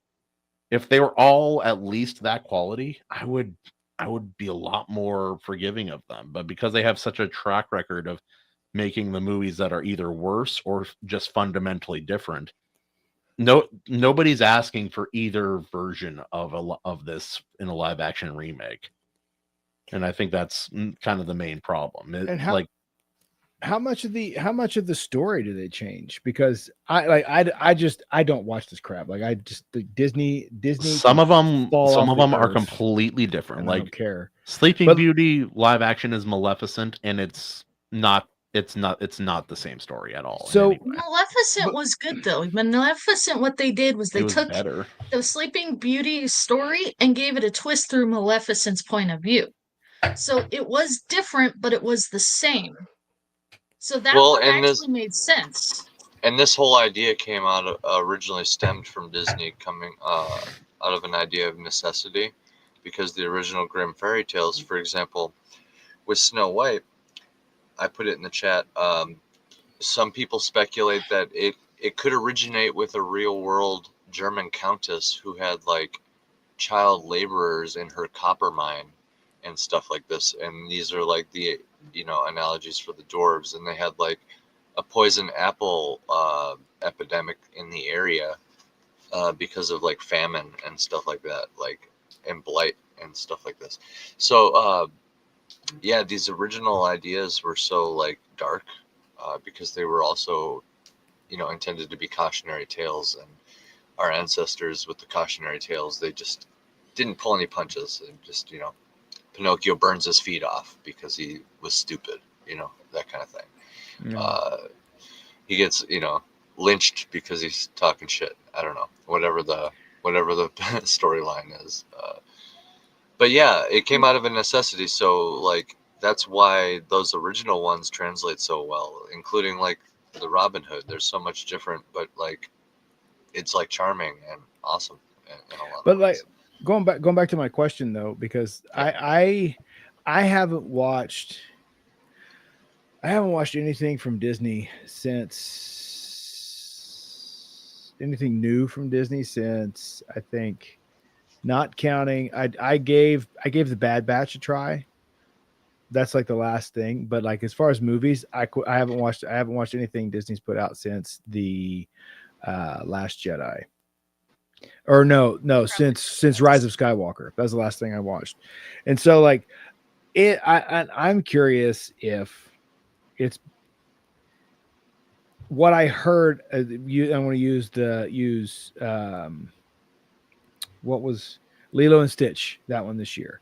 What I heard regarding the story, because the story in the animated was family first, Ohana, like that was the linchpin of the entire movie, and like you do what you have to do to keep the family together. That was the thing. You're gonna get me mad. And then like what I Kahuna's heard culture right there. now, you can I don't know. This is what I heard. What I heard was in the story, the older sister leaves Lilo to go to college in the mainland. When it's that, I mean, that is just really stupid anyway on many levels. I didn't think that through, but like, is that really what they did? And are they doing like, so is it this kind of stuff? Is it this kind of stuff to, like, is the agenda for them doing all of this stuff to normalize or like condition culture in something that is more suited to their communist utopian idea? She likes it, Herman. That's questionable. But yes. Yeah, largely. Yeah, like, because with some of them, the story would be completely different, as in the case of Maleficent. And others, it's very close, but subtly worse, or drastically worse. Like, sometimes, like, if it's not going to hit, if the story's not going to punch, movie's not going to punch as hard as the animated, why are you making it again? Or in the case of Lion King, which is even stupider, it's all animated anyway. It's just modern, realistic looking 3D anime. I'm like, you just made another animated Lion King, and it wasn't better. It was worse. Yeah. Oh, and then they're also like subtly changing, like trying to put in things to condition and change culture, and it's like, just ridiculous. Like the one scene I saw from the Aladdin, I saw one scene from Aladdin, Guy Ritchie's Aladdin, and it was Jasmine singing her girl boss song. It's like, what the hell is this? It's like I was so nauseated and like, just, this is gross. Like, Aladdin was a good movie. Like, the animated, you don't touch it. It's a Robin Williams movie. You leave it alone. But they messed it up. Like, they gave Jasmine a freaking like girl power song in it. What is going on here? And it's just like that kind of cultural that cultural push. Like, they're trying to condition people, condition culture to match their idealism. That it just infuriates me. And so it's like, I hope that country, I hope Disney as a corporation just burns to the ground. I hope the country of Disney worthless. Yeah. Well, like, technically, they gave up their county, so and they do only answer to the crown. Apparently, they use this in court all the time. They're not subject to American laws, and they only answer. Yeah, that's because Bob Iger was knighted. Okay, so what it was originally, for those who don't understand the history of Disney World, Florida, being the Florida it was back in the 60s and 50s, was practically half uninhabitable. Disney himself made a deal with the Florida government saying, hey, if you give me this patch of wetland, I could see what I can do with it. So the state of Florida, pretty much, he was trying to build a city of the future. That's why Epcot was even built in the first place. But what happened was they were basically exempt from all of Florida state laws because that was no man's land when it was given to them. They abused it over the years, and about 2, maybe 3 years ago now, they put their foot in their mouths by going up against a Florida state law, and it kind of made the governor mad. Yeah. it kind of made the governor bad, and the governor basically came in and destroyed their little DeSantis? Disney. Or is he Yeah. the governor? Yeah. It kind of destroyed their little Disney Vatican, forcing them to rejoin the state of Florida. But before that happened, they were exempt from everything. Taxes, they could control that entire county. You know how much no other money, company had that privilege. How much money they saved not having to pay taxes? Oh, billions. Insane. Billions. But keep in mind, they owned everything, even the city council. Yep. Like it was all sounds like integrated a into this sci-fi Vatican movie, of dude. Disney. But questionable spare tire. That's pretty good. But so when I say they lost their kingdom, that's what happened. They lost all of that ability and got merged into the same county as. I mean, they're still their own county, but they have no control over anything anymore. Good, man. I like a despicable cigarette. I'm not sure why it's despicable, but I do like that it's despicable. Yeah, I started going with the right adjectives there that might make it like a worthy clue, you know, like suspicious, you know what I mean? A despicable cigarette. Well, it's also despicable. I love Randy's way he says it's Dos Santos. That's how I like it. Dos Santos, two saints. Santos. Like Two Dos Santos. Equis. Now, my disdain for Disney actually goes back to the early mid 90s, the early/mid 90s. That's really early, dude. Yeah, because Disney, if you know, you go back, that's when Disney started. It was Disney princesses more than anything else from then forward. Started with the Little Mermaid. That was their biggest seller. Yeah, and it was like Little Mermaid, then Beauty and the Beast, then Pocahontas, and then it was just Jarrod back then. What's with all these chicks? Also too is like I was 15 in 93, so I'm phasing out of Disney, but it's like I'm still watching Sword in the Stone and Robin Hood and The Great Mouse Detective and like all the classics, and it's like these are great. What are you doing with all this stupid like girl stuff? Like get out of here. But now I realize in hindsight, like, oh, Disney was a girl brand. I didn't know. Yeah. Well, but I was was like in 93. Oh yeah. The disdain comes from like they didn't do the world any favors, because in my generation, like Generation X, you had a bunch of girls that like had Disney princess syndrome in the end of that, because it's like, you know, you think you're the main character in some fairy tales, like shut up, this is the real world. And so yeah, I have a deep seated, a deep abiding loathing for Disney. You know what I miss though? Original live action Disney movies. Some of them weren't all winners, but there were a lot of really good movies that came out of that. Air Bud. Shipwrecked. One of my favorites was Iron Will. Yeah, Iron Will mine good. too. Yeah, I love that movie. It's still a good movie. Cool Runnings. Yeah. What was that? What was that snow? Oh, like they had all those animal ones, like Wild Joe Young. Few others too. Like there's that skit. There's a snowboarding monkey, like ape, chimpanzee. What was that movie called? Does anyone remember that movie? No. But I mean, I tracked down George of the Jungle on DVD. You know how hard that was? I love that movie. I have a deep, abiding love for that movie. My dad had us watch that one as a kid. Wild innuendo in that movie. I did not catch as a child. Holy smokes, dude. Like the entire movie is nothing but like underhanded, like hidden language sex jokes. Every single one. I said Mighty Joe Young, you Philistine. No, you did not.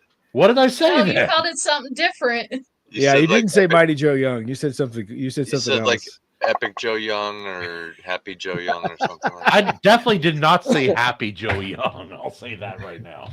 Rival Goes West. Mighty. That's a great movie. That's not live action. Rival Goes West, bro. That movie was legit. That wasn't Disney. Holy shit. What? You know It's what's still funny? good, So- Chrisman. I don't. That's why it was good. 50 was Don Bluth. That was after Disney. That was like So early good. DreamWorks, I think. So good. No, What's funny? no. So, Maybe.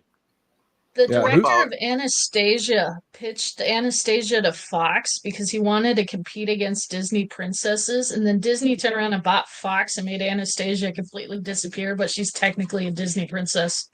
Yeah, Yeah. technically. There's I remember watching that movie as an adult later. I had some cool things. It doesn't really hold up. It's not the same quality level. It just ain't there. You guys ever get down with some rockadoodle? Excuse me? You ever Mm. rockadoodle? My mom hated that movie because I I have played it no so idea much what I that wore the is. VHS out. Oh, we got me and Maji. Chanticleer! We don't know. Chanticleer. I'm a child. I have outnumber no you. idea what you old people are talking about. No, this is. I don't think it's Disney. I'll ask Rock here in a second because I got the live action original film. It's like Love it. mid-80s. Goofy movie. It's like It's mid so lady good. lady or 80s Elvis Presley crossed with rock and roll. Yeah, Elvis Presley animation on an animal farm. Like, let's go. Let's go. He leaves the farm, boys, and he goes to the big city to make it. And without the rooster on the farm, there's nobody to wake the sun up. So the farm falls into disarray and bad people move in and take advantage of it. No, it's like one of the most, like, my son is watching that as soon as he can like retain stories a little bit better. Cause it's some good stuff. Like the rats act like rats. The bad guy, I believe, What is this isn't he movie? like a big bat?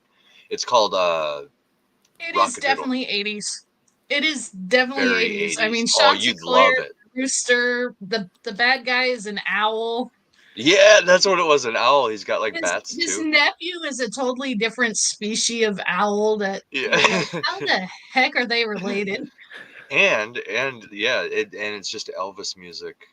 He breaks out into Elvis music sometimes, and like rockadoo. It's so good, dude.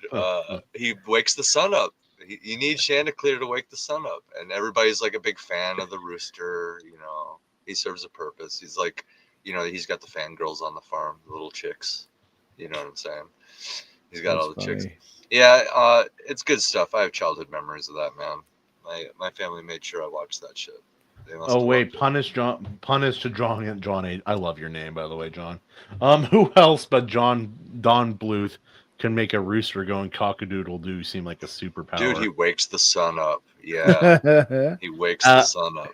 John, that reminds me, there is a manga out there called Rooster Fighter, and it's like if you took like a very watered-down, kid-friendly Berserk, mixed it with One Punch Man, and maybe more like Vagabond and One Punch Man, but made him a rooster in the modern day fighting demons. That's awesome. Dude, that manga is so funny.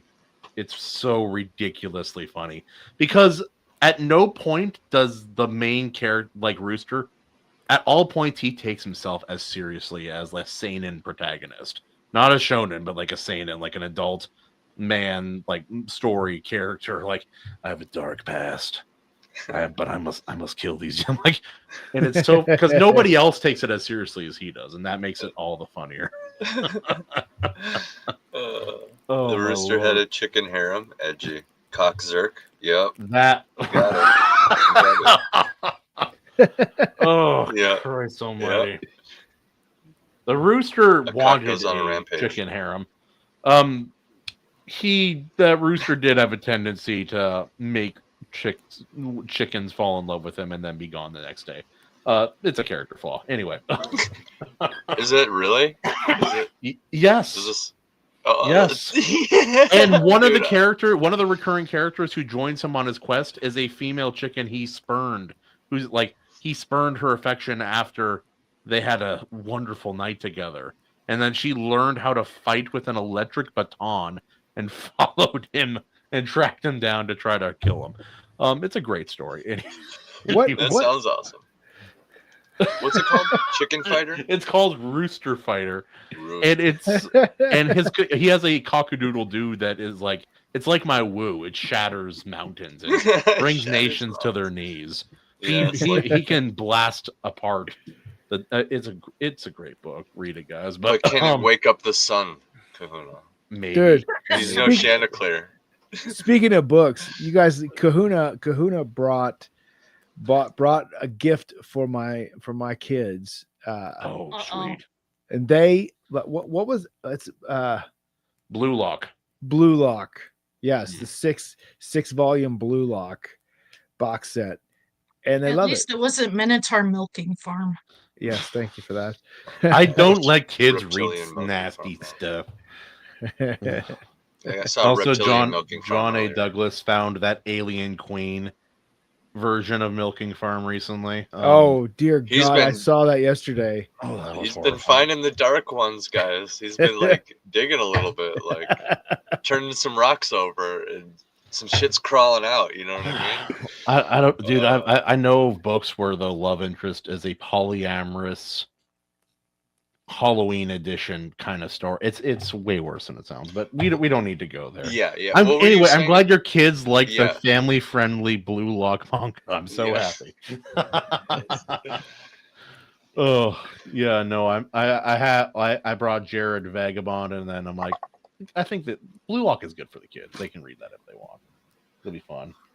I actually, Oh, John, so you've discovered this part of the literature world. I'm sorry. Your life's never the same Dino after that. that's what it was. It wasn't Reptilian Milking Farm. Same thing.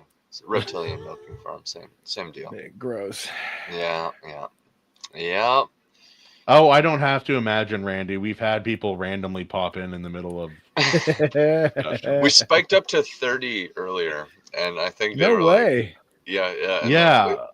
it was right off the bat, and I think they were like, no. I don't know what we were talking about.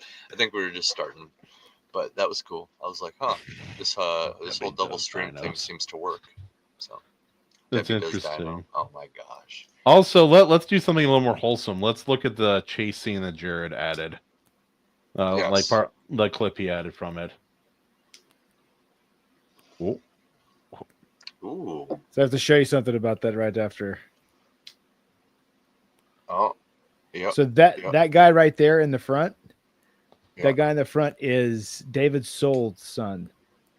David Soul from Starsky and Hutch. Yeah, that's right. Oh. You told and me Salem's about that. Lot. That's sick. Yeah. Cool. Yeah, I was gonna say, you know, a lot of the acting is like in the face, in the eyes. I believed it. It looked like you were chasing him. So go back like and he play was that wrong. again. Yeah. Go back and play that again. Oh, Yeah. Watch the eyes. Now, right Watch here. the eyes. Watch this, right? So That look back too. you see that? Yeah. Yeah, I saw that. He wasn't supposed to shut the door, and when he did, I slammed my face into it, trying to run through. So I've got It just adds a bit of realism. oh yeah. Yeah, he got busted up, dude. Oh, what's funny is that I know where this was filmed now because I was there. Directionally doesn't work, but I do love, like in the movie, you won't be able to tell. Yeah. Mhm. It's, Movie magic. I'm just bro. like, I know for a fact that they're back around that corner running the opposite direction Going into opposite- that room, which goes nowhere precisely. But then they Yeah. come, it works because it's in a movie, but it's like it's fun how you're able to, like, if you don't know, it's hard to have a sense of space in a movie and really understand where things are. But yeah, no, it's believable. It's very, very good. Yeah, that one's gonna take. I think we're gonna have to shoot that across like 3 or 4 locations and stitch it all together to make it work.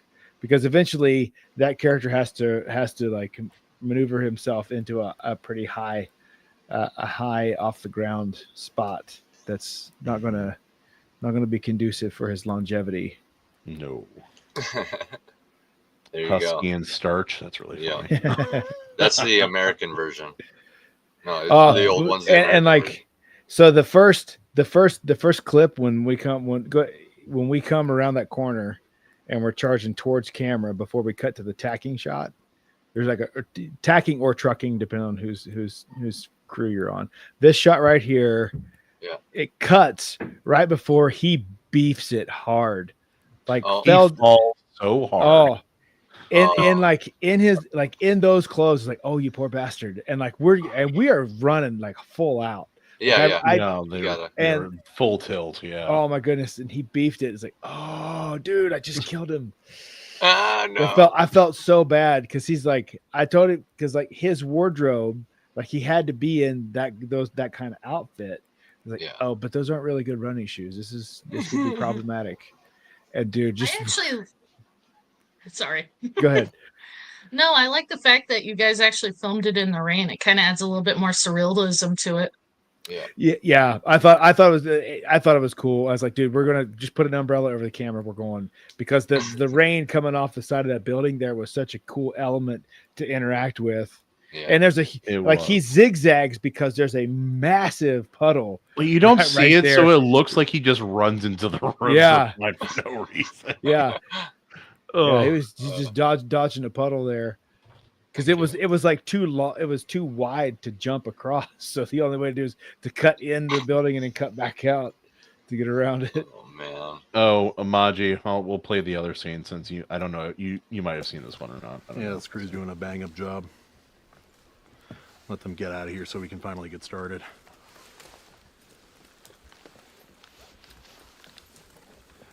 Chief Nepo's here.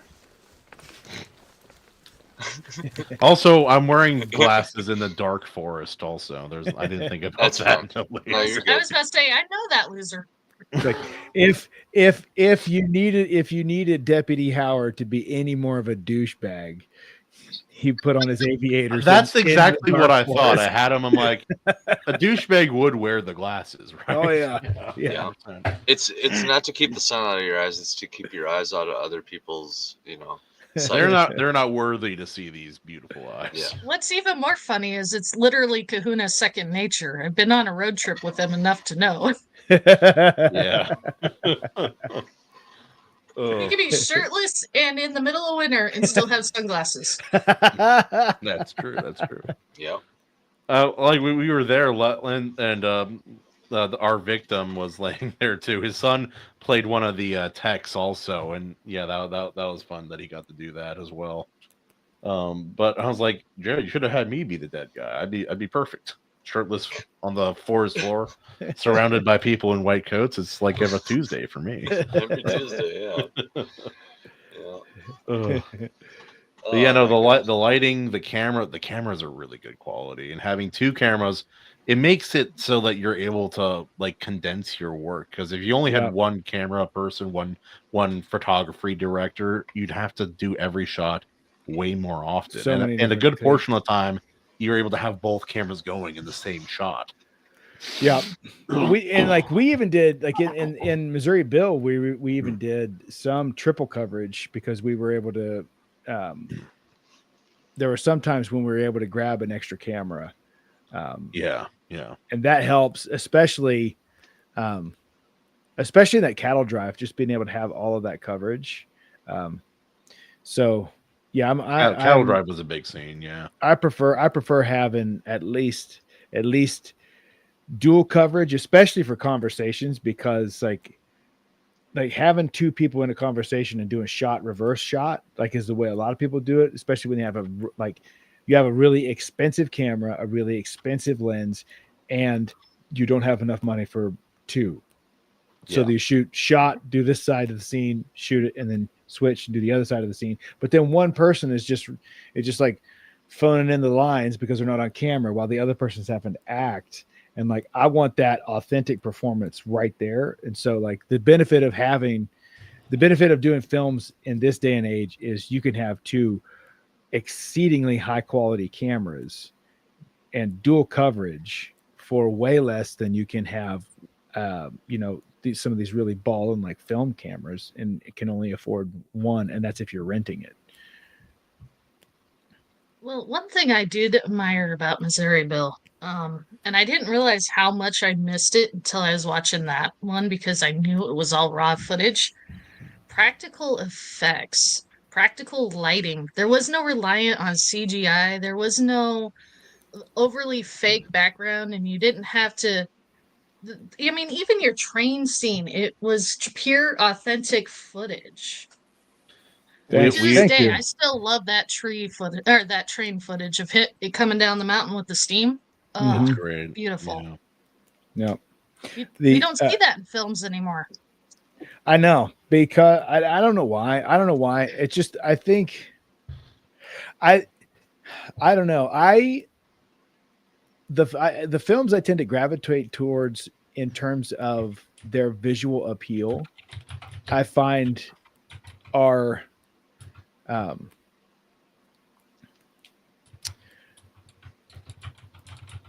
they're very aware of the natural elements of the shoot. Like Roger Deakins is my favorite cinematographer, and he prefers natural lights always. He hates artifacts in his camera. He hates lens flares. Like he wants natural light, and he wants it to look the way it looks. He doesn't even like light diffusers or reflectors. No, he likes diffusers, but not reflectors. Like if I needed to have if this light wasn't here and I was in shadow, and then you have like the light reflector over here to like bounce it and refract the light to get light on this side of my face. Like he hates that stuff. It's like if the sun's coming from this side of the face should be dark because that's the way it's lit naturally. And like him and like you have to be really good at what you're doing to be that picky. But yeah. But like because of that, that's what informs my choices in terms of like what I want to film. And so I look at the scenes, which is why it's like for that scene we shot at the campfire, I didn't want a fill light in the back because like at nighttime shots you have your key light, which is like that's the main light that's going to bring the main source of light in the scene, and then a fill light is going to give you an edge, so you can have like the outline of people's head a little bit, or like the outline of their silhouette against the black of night. There was some discussion about doing that for the night shoot. Yeah, but it looked really good. For that scene, I like it better without it because of the context of the scene, which will make complete sense once the full scene's shot because of the nature of that conversation. It's very dark and very heavy, and like I wanted the darkness to feel like it's like it is encroaching on their space, and so I didn't want to have a halo around them.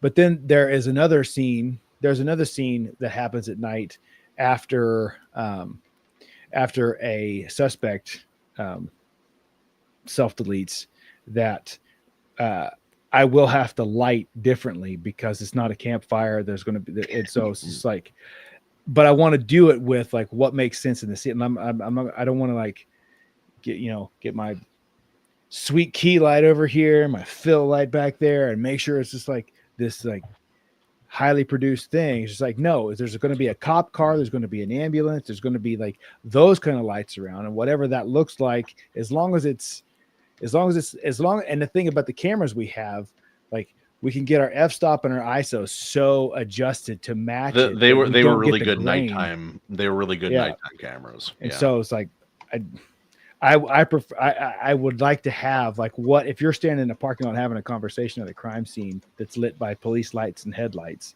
What's it look like in your eyes, and then get that on film instead of like, a $20,000 light rig to figure out how to do that. Yeah, no, and we had a whole discussion the other day in the group chat about haptic filmmaking. That was brought on by a video. Like Stories of Old, man. Yeah. Dude's awesome. And it's basically like it's one of his main things about why older movies, even though maybe they're not like the technology isn't as creative or things of that nature, why they feel more real. And he broke down exactly like so many different reasons why that is.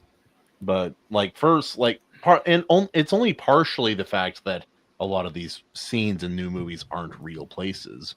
Or could not be real places. That's only half of the problem. Even in that video, he brought up how the Avatar Blue People Avatar movies still felt very real, and that's something I've always felt when I'm watching those movies. I'm like, this feels like a place you could be, and especially in the second one because you revisit old places, and now the undergrowth is grown over, and like there's so much happening in the scene. It feels like something that nature could produce, and that's something I always appreciated about those movies. But yeah, just talking about the different ways that you can make scenes feel more haptic, and basically like how you like a big part of it is sound design, using film versus digital, not practical for a modern filmmaker, but just all these different things that you could do. Having these, and talking about shots specific, like all these medium close-ups, which they're not close enough to really get detailed on the face, but they're not far back enough to show any of the environment at all. Yeah. And I think you did a very good job. Like every shot that I saw, and when we were reviewing it, you feel in the scene. Like even scenes where the background is a little blurry, like when it's the over the shoulder shot for me, and Yeah. It was really, really good. And like when that scene is cut together, the first shot you get of that, it will be that drone coverage shot to establish like this is the scene, this is the scene, this is where this is happening, and you have all of that texture in there that it's like this is a real place. And most and all the stuff that we did, like even the close-up that we shot, that up angle close-up shot from the body's POV looking up at Walter and Marcus, even then, like it was a close-up, but the focal length we didn't have it pushed in so tight that everything was out of focus in the background. There was still that focus. You're still and there so physically. It was like it's not quite deep focus, which we're gonna do some, but like we had some deep focus in there with Libby's panning shots while we're like approaching the body. Yeah, like as she's panning through the trees. The foreground comes out of focus as the camera passes the tree, but that following then, like all of that background is in deep focus, and it's a very nice area. That so whole good. valley there is really, really nice. I have a question. Yes, No. ma'am. So, because I know you've done a lot of traveling with your indie films, or with your indie film awards stuff, did you get a lot of good advice while you were on the tour with that, or anything really stuck out that you used to go towards this movie at all? Well, no. didn't you meet that? Who's the professor? What's his name? Didn't you meet him when you were like showing the movie around? Oh, Charles. Yeah, the actor that plays Charles. Now, I met him at the film festival down in Coeur d'Alene here in Idaho. I did meet him. And when Daniel presented this character to me, when Daniel and I were in the early stages, like planning the film and the outline, and he brought this character up, Brando was the first person I thought of. Like, oh, given Daniel's description of this guy, is like, that's the guy going to play Charles if I can get him. He was my first choice by far. He never said out loud that he was an actor, but I'm like, he's an actor. Like he just has that. Also, I described this to my dad the other day too when I was talking about the trip. I was like, he has that face that could be like 25 or 56, and yes, yeah, he really does. Not everybody can pull that off. No, you have no idea how old he is. I have no idea how old he is. He's 82. No. Yeah. Well, at least some good went through all that traveling, though. Yeah.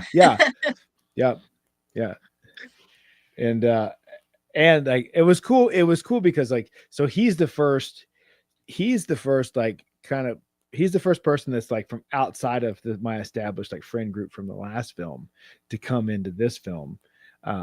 Because like, Kahuna and I do this show, we've known each other for a little while. Brando and I we've barely talked between I think we talked like 3 or 4 times between the film festival and when he came up to shoot the first time. And he sent, and he has his own production company. And he does like a lot of his own stuff. I mean, that's what he does. And so like being involved in film and commercial and all that kind of stuff is stuff he knows. And he sent me a text Sunday. He's like, "Hey man, I just wanted to say thanks for like let me be a part of this. That was so much fun the other night. Like just seeing the creativity and the ease and the pace that you were keeping doing this. Like it's a really fun thing to be a part of, and I'm glad to do. It's like that's a huge compliment, man. Like to me, I've taken that as a huge compliment. Well, because he's from outside the circle, which is always kind of risky. You like bringing someone else into the group a little bit, and yeah, no, really, really cool guy, solid worker, and line delivery was on point, dude. Dude's voice is so deep, man. It's one of so good. I'm like, you're so good, you're irritating me just a tiny bit. Yeah, dude. They're like, I can't wait to shoot some of these scenes because like he and Charles get into some spirited discussions. Or like Marcus and Charles get into some spirited discussions, and just like I can already get a feel for like what his delivery is going to be like. I was like, oh, this is going to be so good. It's going to be so good. Also trying to shoot when we then during the night shoot, we were just shooting some of the B-roll, and you guys were like, all right, Chris, make us laugh. Just tell a joke, Chris. Tell a joke and make it funny. We all have to laugh. It has to be real. So are you writing the soundtrack for this one like you did Missouri Breaks? I'm not going to write any special songs for it, but I am going to do the score. Like okay. Yeah. So I already have like sketched out like music. They made several sketches out for different motifs for the cello and violin. It's going to be a pretty organic, kind of very stark soundtrack or a score on this one. You need someone who has a creepy instrument too for a couple of those scenes. Kahuna brought his Aztec. Oh, that thing was so loud. Dude. It was so loud. The recurring motif in Missouri Bill was one criticism you garnered, right? And I wouldn't even call that a major thing. I think the only one who really critiqued that was Film Threat, though. Yeah. There wasn't very much criticism. It's an indie film, so I had $25,000. That's it. There you go. Yeah. So yeah. Nope, I mean, even then, you made some killer music videos. Your prop guns only costed $24. Yeah. For real though, dude. Actually, to be honest, like I didn't actually have the $25,000. I just put it on American Express. Yeah. Oh shoot. And well, I was gonna say the whole reason I even brought that up was like the fact that you're doing like you mentioned several motifs very organically, like you got a few sketches lined out already, so it's on your mind. Yeah. So yeah, like that's you directly, I wouldn't say like responding to criticism, but like answering a concern, I guess, or like something somebody noticed, So, Yep. Yeah. Good thing about indie. And like it was something that I actually questioned before, like in a couple of the really early screenings I did around with just people in the crew. It's like, all right, is the score too much in this scene? And there's a lot of like, I don't know, I don't think so. I think it's okay. We'll run with it. And then like I remember the last time I sat and watched through it, I was like, okay, I would have kept the music out for another 3 seconds and then brought it in on this beat. And just like seeing how, like in hindsight, how I would edit it different to get to let it breathe a little bit more. Mm-hmm. This one will be a lot more ambient. Yeah. I don't know. I had mixed feelings about it when I watched Ballad of Missouri Bill, because I'm watching. I'm like, this feels really cool, but then it also feels less like a movie for it. Does that make sense? No, it totally does, because like we were it's like they were supposed to be music videos, so we leaned into that. Yeah, no, absolutely. And like it's kind of a give and take thing. It's like you're it's cool, and you're adding that, but then it felt more music video, less film. Well, it didn't help that you had sound issues, but that was That did not entirely out help of at your all. range of Yeah. control. Jeez. The fact you even Considering uncovered it is amazing. Well, considering how far the movie went with that in mind, and I would add the whole music video things. You know, it stylizes the movie.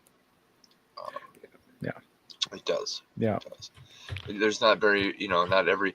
You could tell music was a strong, I wouldn't say theme, but like a strong element going into it, and so. Yeah. and Yeah. so, And for that movie, I mean, that movie came from the music. The music was first in that. So but yeah, just lean into it because it's going to be what it is. And this is what I can do with what I have right now. and Hey, yeah, no, and it so worked now, out great. For this your new first one, attempt, it did. And that being said, this movie is already Yep. shaping up to be a lot better, in my opinion. You're just saying that because you're the sheriff. Of course. He's the deputy. No, I'm not the sheriff. I'm the deputy. So Deputy Howard. Yep. I'm like good Robert E. Howard. It's perfect. His first name is Jeff. Oh yeah. Did you Also, that was something you and I talked about too, because the sheriff, his name is Walter. Yeah. Yeah.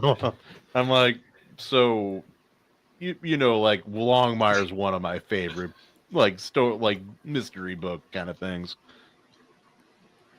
I feel inferior. I feel inferior to the Corpus dude. He actually does things I've only ever thought of doing. Well, yeah, dude. Everybody feels that way about So you. Just wait how till much you debt do you want to go into, buddy? Yeah. No, Randy, That's all Randy- it takes. That's all it takes. Yeah.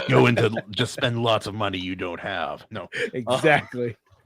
But no, Randy, just wait till you're there in person, and he's like, he has more veins in his arm than I have in my entire body. He's like, yeah, I'm not even bodybuilding right now. I'm like, whatever. No. No, it was a great time, man. Yeah. But speaking of soundtracks and Jarrod, I got like, it's in the teens. It's in the teens. That many songs ready to go for a full length album. I'm gonna take that song I did with Jarrod. He's free to do another one with me, which we actually do have another one lined up. Yeah, we got at least that's- one more lined up. Yeah, but I'm gonna start with the one that we did already. I'm gonna remaster that top to bottom. You're free to Laugh redo if the you get vocals if you copyright want. struck on your own song. Which we It's actually happened. we wouldn't for this one as it is because it's not released yet, but That's it's the cool released thing on about- YouTube. That's a cool thing about AI is that like doing the AI music, even like for background stuff in videos. I'm like, huh, you ain't copyright striking me, mother lover. Well, that's one thing people gotta consider too is like, okay, so like even the most staunchly anti-AI person can acknowledge that just a simple, okay, like you're talking about motifs for your movie earlier, just very simple, generic music, right? No words, just like I need sad piano. Okay, Mhm. here's a minute and a half. If you have good Sad reception or you're have good internet, you can have that song in less than a minute.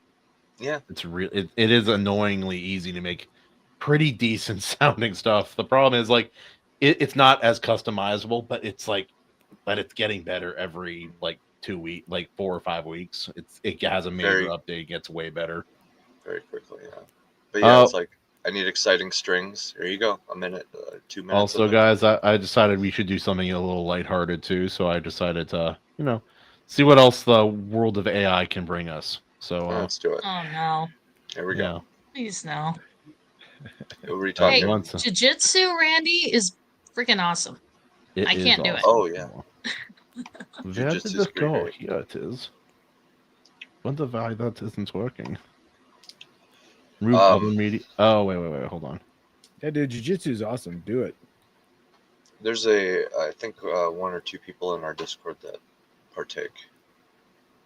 Like That's Coppin. awesome. Dude, I think Jared, can you get rid of your videos real quick? yep. It's not letting me. That's why. Oh. Bastard. Oh, That's weird. sneaky StreamYard. There it is. we go. There it is. Oh, what do we got here? No. Are you guys ready? What AI slop are you? Oh, Yeah. no. Here we go. Can you hear it? Oh wait, no, I can't hear it. Oh, volume's off. Yeah, let's try that again. Have it, bag it, move it, quick. Huh? Is that a 15-person shoplift? Uh-oh. Stop. One family will risk everything To steal everything. Chill, It's just snacks. Loot 2. Everywhere she goes, That stinks. people notice something funky. Maybe it's not about hiding it. Maybe it's about finding someone who doesn't mind. For Maya, love isn't in the air. Adam, Oh, I'm pregnant. We're having a baby? We are, but he's not biologically yours. The father isn't in our lives, and he can't be found. It's so bad, so fast already. oh, those are. I saw some of those the other day, and I laughed. I laughed hard. There was one. Oh was no, the whiskers ones are making me laugh. Finding Yeah. Dad. That was the worst one I saw. I was like, oh, that's so bad, dude. I could legitimately lose like 12 hours just if that kept playing different ones. I could lose like 12 hours. I could, man. I'm not even. That's not even fair. It's like half of them I'd watch too.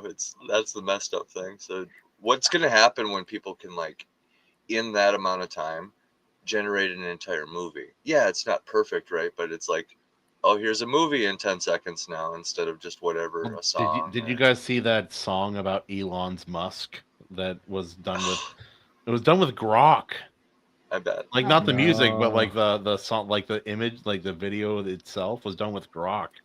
That's Must have nuts. taken forever, but it was so impressive. Can you bring it up? I haven't seen it. I'm sure that's not copywritten, is it? Might not be. I We'll see. don't know. So far, they haven't said you could copyright AI, but I'm pretty sure they're trying to fix that so they can no, make you money. can, you can. Yeah. You just gotta. Elon's fair Musk use. is such a funny name for a song. Yes, it is. Yeah, clever. Yeah, I'll yes, pull it up, yes, 'cause it- yes, Randy. Yeah, Joe and Eddie both do jujitsu, but a lot of other people you don't realize do jujitsu. I think Maynard, more and more I think, people than ever before. I think you know? Maynard James Keenan is a brown belt. Kevin James is a black belt.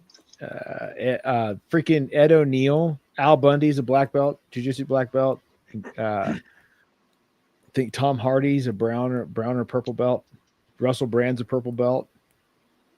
There's a lot of people. Yeah, I'll never beat I Chuck did judo and Norris. jujitsu when I was younger. Chuck Norris is actually a black belt in jiu-jitsu. The guy's insane. All right, guys, you guys ready for this? Let's do it. Yeah. Scarecrows dancing, don't ask why. Recycle rockets block the sky. Stars are Lego fans, AI's hearts go out to you and I. And all the cyber trucks will Why does it slap, fly. though? Turns out he back is orange. Can you cut the volume by like 50%? Cut it by 50? Yeah. Yeah, the volume. Yeah. There we go. This is pretty good though. As far as like a video. Oh, that's nuts. I didn't catch that the first time. Oh, the dancing Dancing man. Dancing pants. I love like ugly, like weird AI van. I don't know what it is. I love it. Though. It's so funny. So they did some clever things here. They're sticking to certain art styles. Yeah. That's clever. That's gonna make it very much more seamless with edits.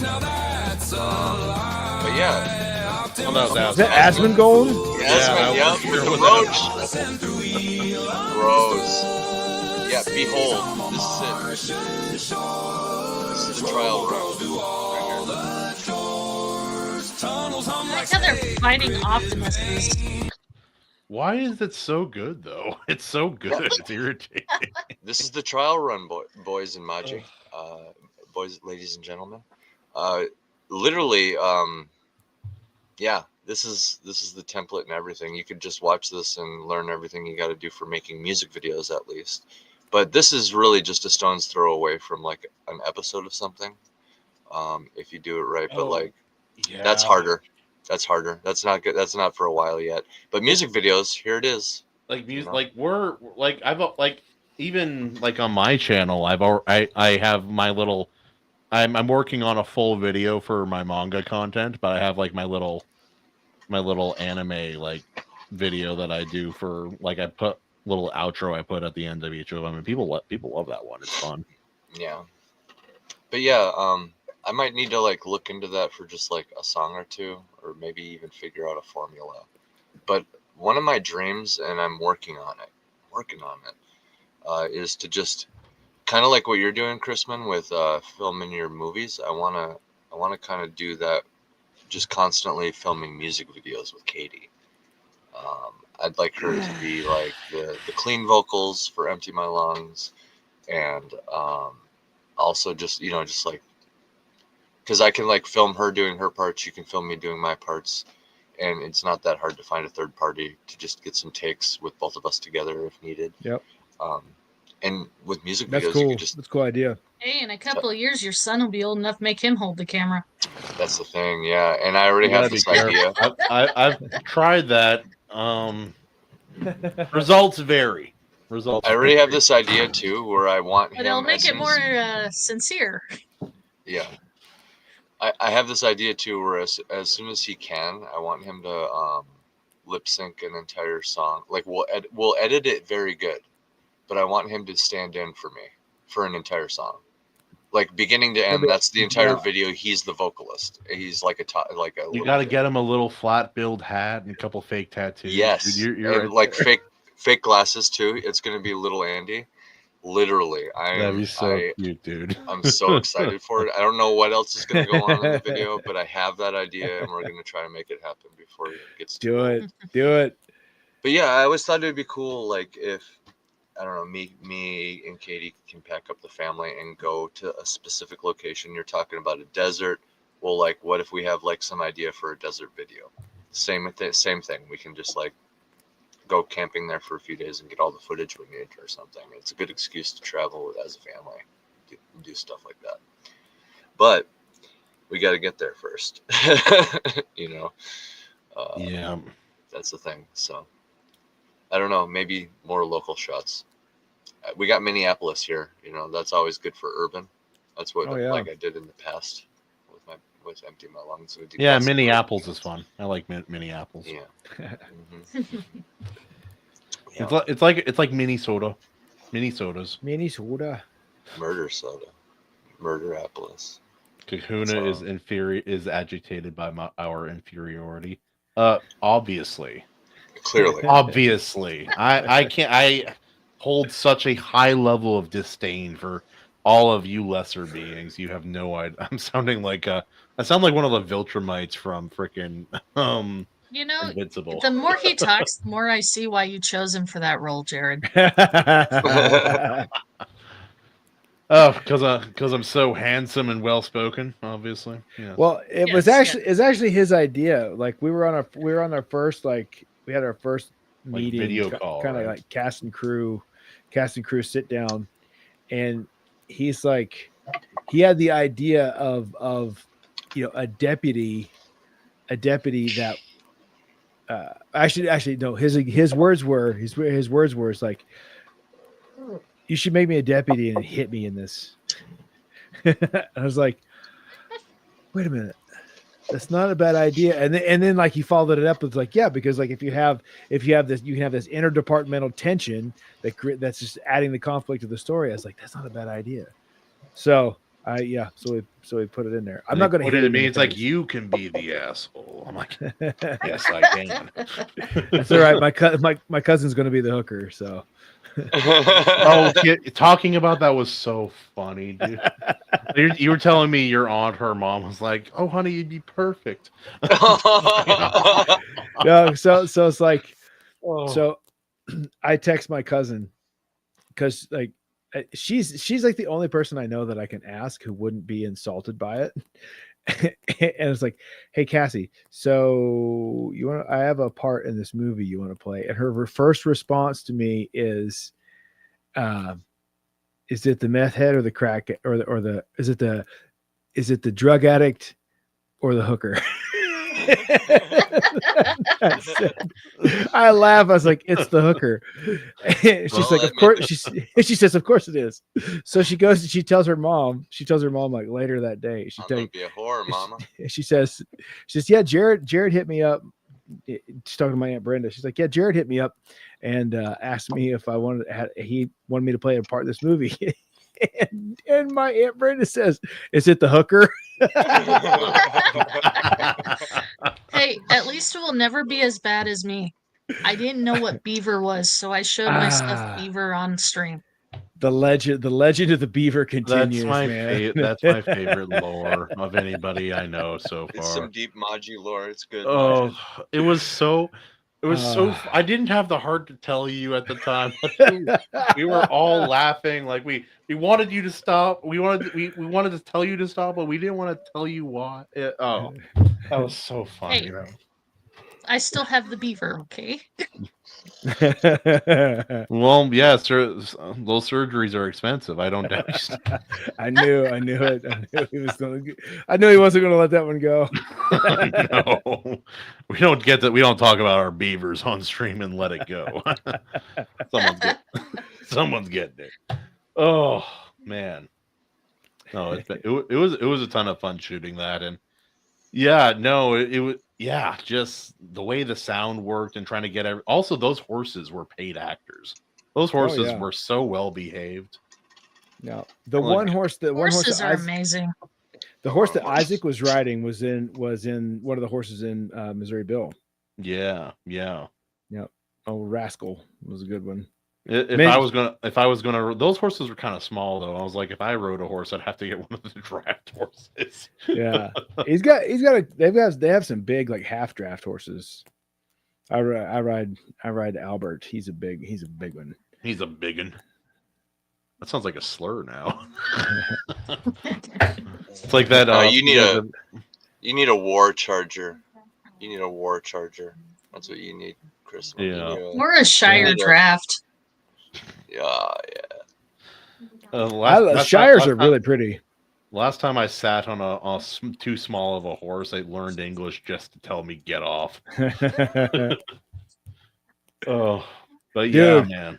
Back in Ohio, when we had horses in Ohio, my dad had this doctor friend who was 6'9", and my dad, big boy. Yeah, I mean, Dad's 6'4". Like back then, Dad was 6'4", and Dad was not a small guy, like 6'4", 270, 280, and so Dad's riding my horse. We have big horses. Like Dad's horse was 1,200, 1,300 pounds, 16 hands tall, and he's like, well, he said, Martin, you ride my horse, I'll ride Jarrod's horse, because my horse is really big, and that was the biggest man that horse had ever seen. And when Martin like walked up to get on it, and she like turned around and looked at it. She was standing sideways, and he walked up to her. She's like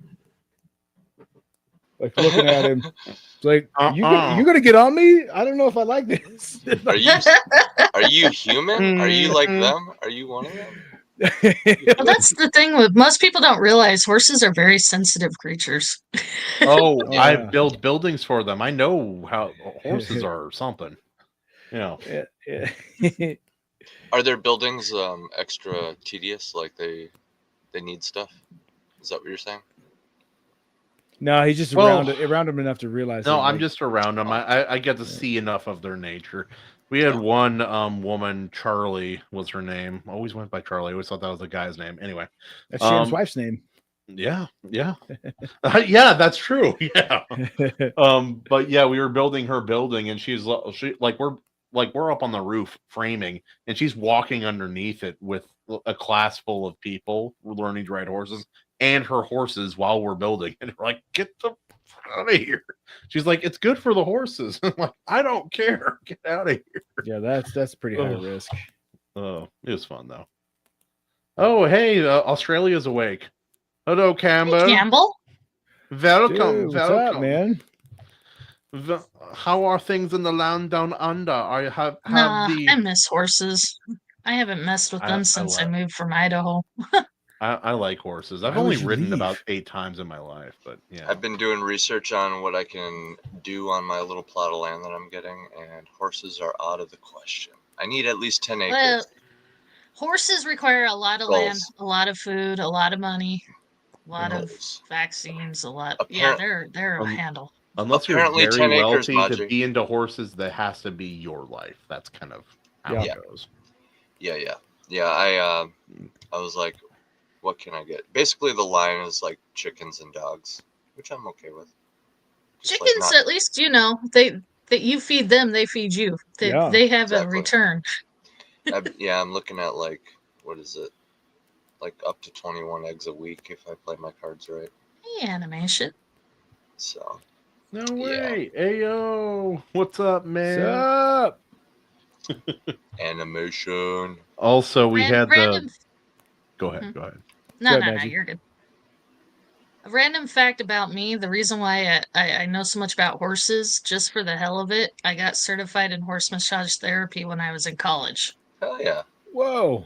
Jealous. So I mean, how do they massage you? Yeah.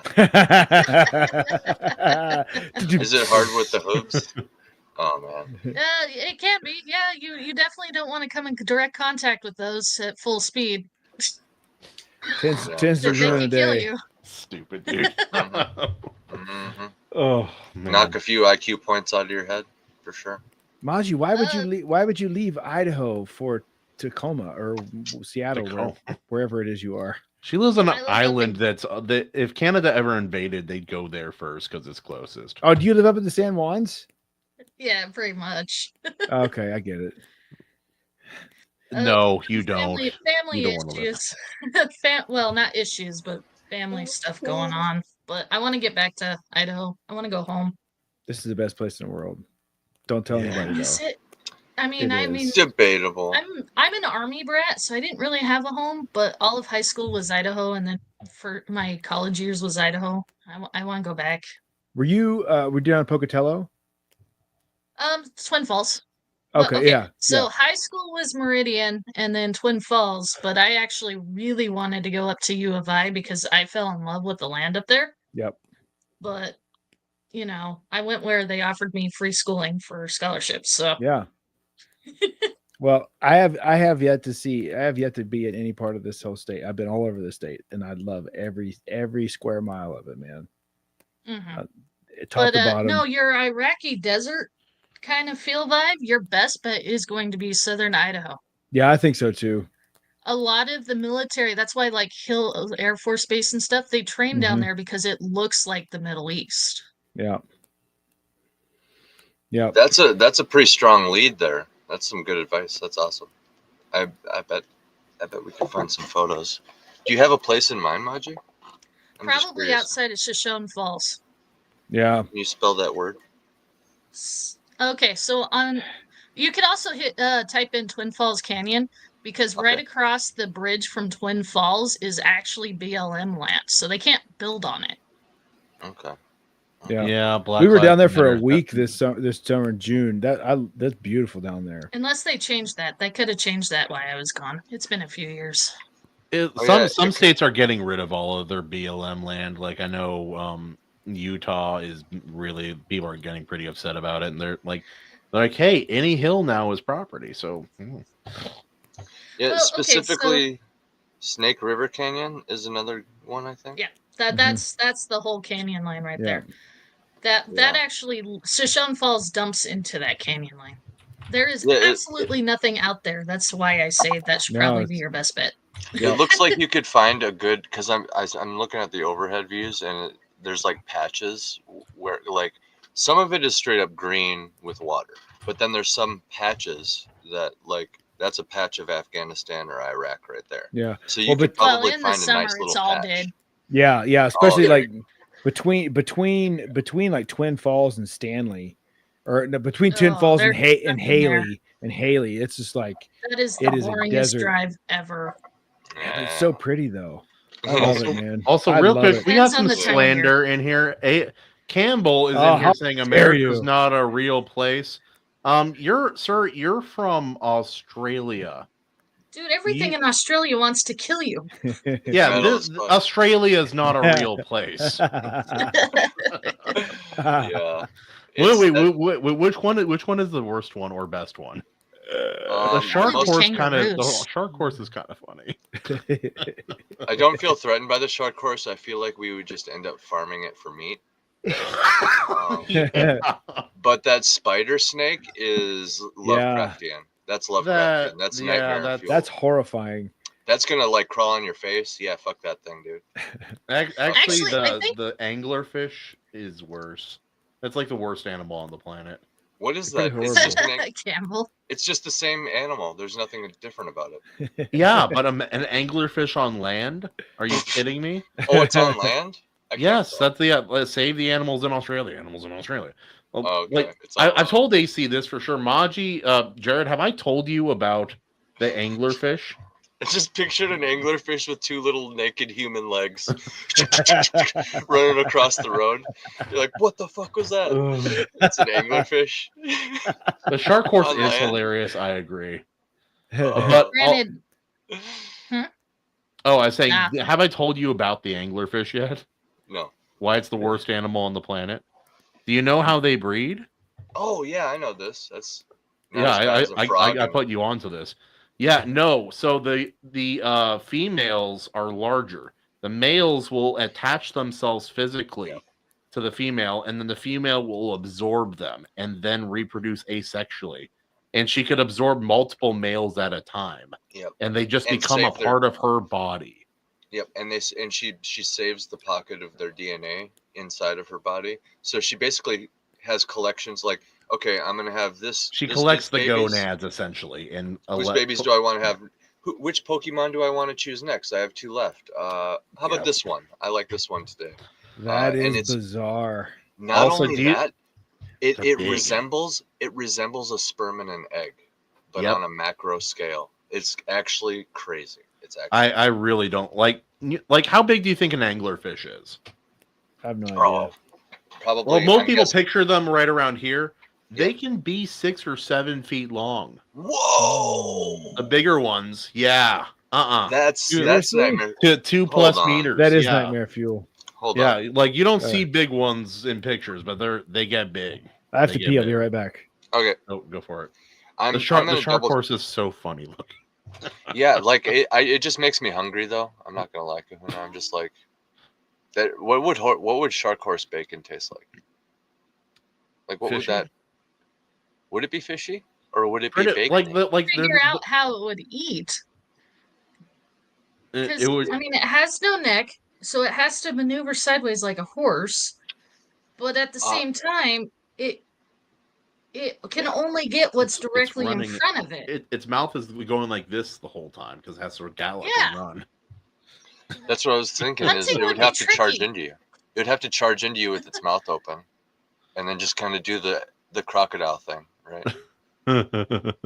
That's what I'm thinking. But it would be so goofy doing it. Like it's clearly an abomination of nature. Its weight distribution would be so off, it wouldn't be that graceful of a runner. I got another one. Hold on. Get it. The most Sorry, vicious Campbell. creature in all of Australia. There it is. Not all Australian animals will kill you. Don't get me wrong. He wants to. He definitely He wants just to. can't. Look at that Look how face. I don't know, little man. he I is. still think the kangaroos are probably the more scary just because they're so territorial and you don't think they would mess you up the way they Oh, would. they will. They got big claws. Big time claws. Big too. claws, powerful feet. Yeah, no, those things will jack you up. Yeah, they ain't no joke. My sister talked about the different animal things they had to worry about in different regions when they were over there. Kahuna, I am texting you in the group chat. Another one that would scare me would actually want you to bring- be one that's... Oh, sorry. I want you to bring this up on screen if you can, because it's something. Don't react to it. Just Did but you you'll send know it what- in Discord? If it's not in I- Discord, I can't. I'll send it on Discord. Yeah, put it try in that. the- So try one that. that scares me is the blue octopus. It's this tiny little octopus with blue rings, but it is actually one of the most potent venomous creatures in the world, and you can't see it very well. By the time you see it, if it bites you, you're dead. There's no I way to saw a recover video of from it. someone holding one, not knowing what it was. Yeah, no. Dangerous. That's just your average Australian. No Yeah. animal, just average Australian. Those people drink like mad. Also, I'm so sorry. We're being very discriminatory against you, Campbell. But Campbell, It's good He's stuff. your favorite Canadian that shows up to a lot of streams. Or not Canadian, Fetch. Australian. No, Australia is not a real place. So yeah, he's probably Canadian. But Randy Dude, coming in with a good point. Kangaroos really don't mess around with fighting. They will mess fight. around with drinking. They don't mess around with drinking either. That's true, actually. Yeah, and yeah. Campbell, are we justified to fear the kangaroo? The I'm kangaroo. that offensive, he says. I sure Probably hope because so. I called him Canadian. You might have Oh fixed yeah, I That wouldn't is be offensive happy to if you everybody. called me. That's pretty egregious. That's offensive to In my Canadians. defense, they are literally my next door neighbor. The good ones are going to join America, though. See, And yeah, I even Campbell says they'll mess you up. Yeah, they will. They don't mess around, dude. And when they square up, they get such a serious look on their face. It's horrifying, actually. They Like, pose like I do. yeah, they like square up. It's like, and they're like, "I'm gonna take you out." That's the look on their face. I'm gonna take you out is the look on their face, and you're like, "I believe you."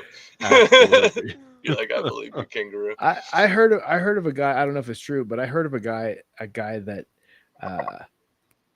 was killed by a kangaroo Like a red because kangaroo. it leaned sounds back. like a gang, dude. It leaned back and got him with its like they have these big claws in their back feet. They And do. it leaned back and kicked him, and it severed his femoral artery. Yep. And he That's bled probably out. what he That's was what I trying to heard. do. I don't know if that's Probably true, what- but that's what I heard. Now, guys, you may look at this picture and say this is fake, and I'll be honest. We did alter this slightly. They're actually much larger than this in person. But no, dude, like you ever see a big huntsman spider in Australia? They don't have legs.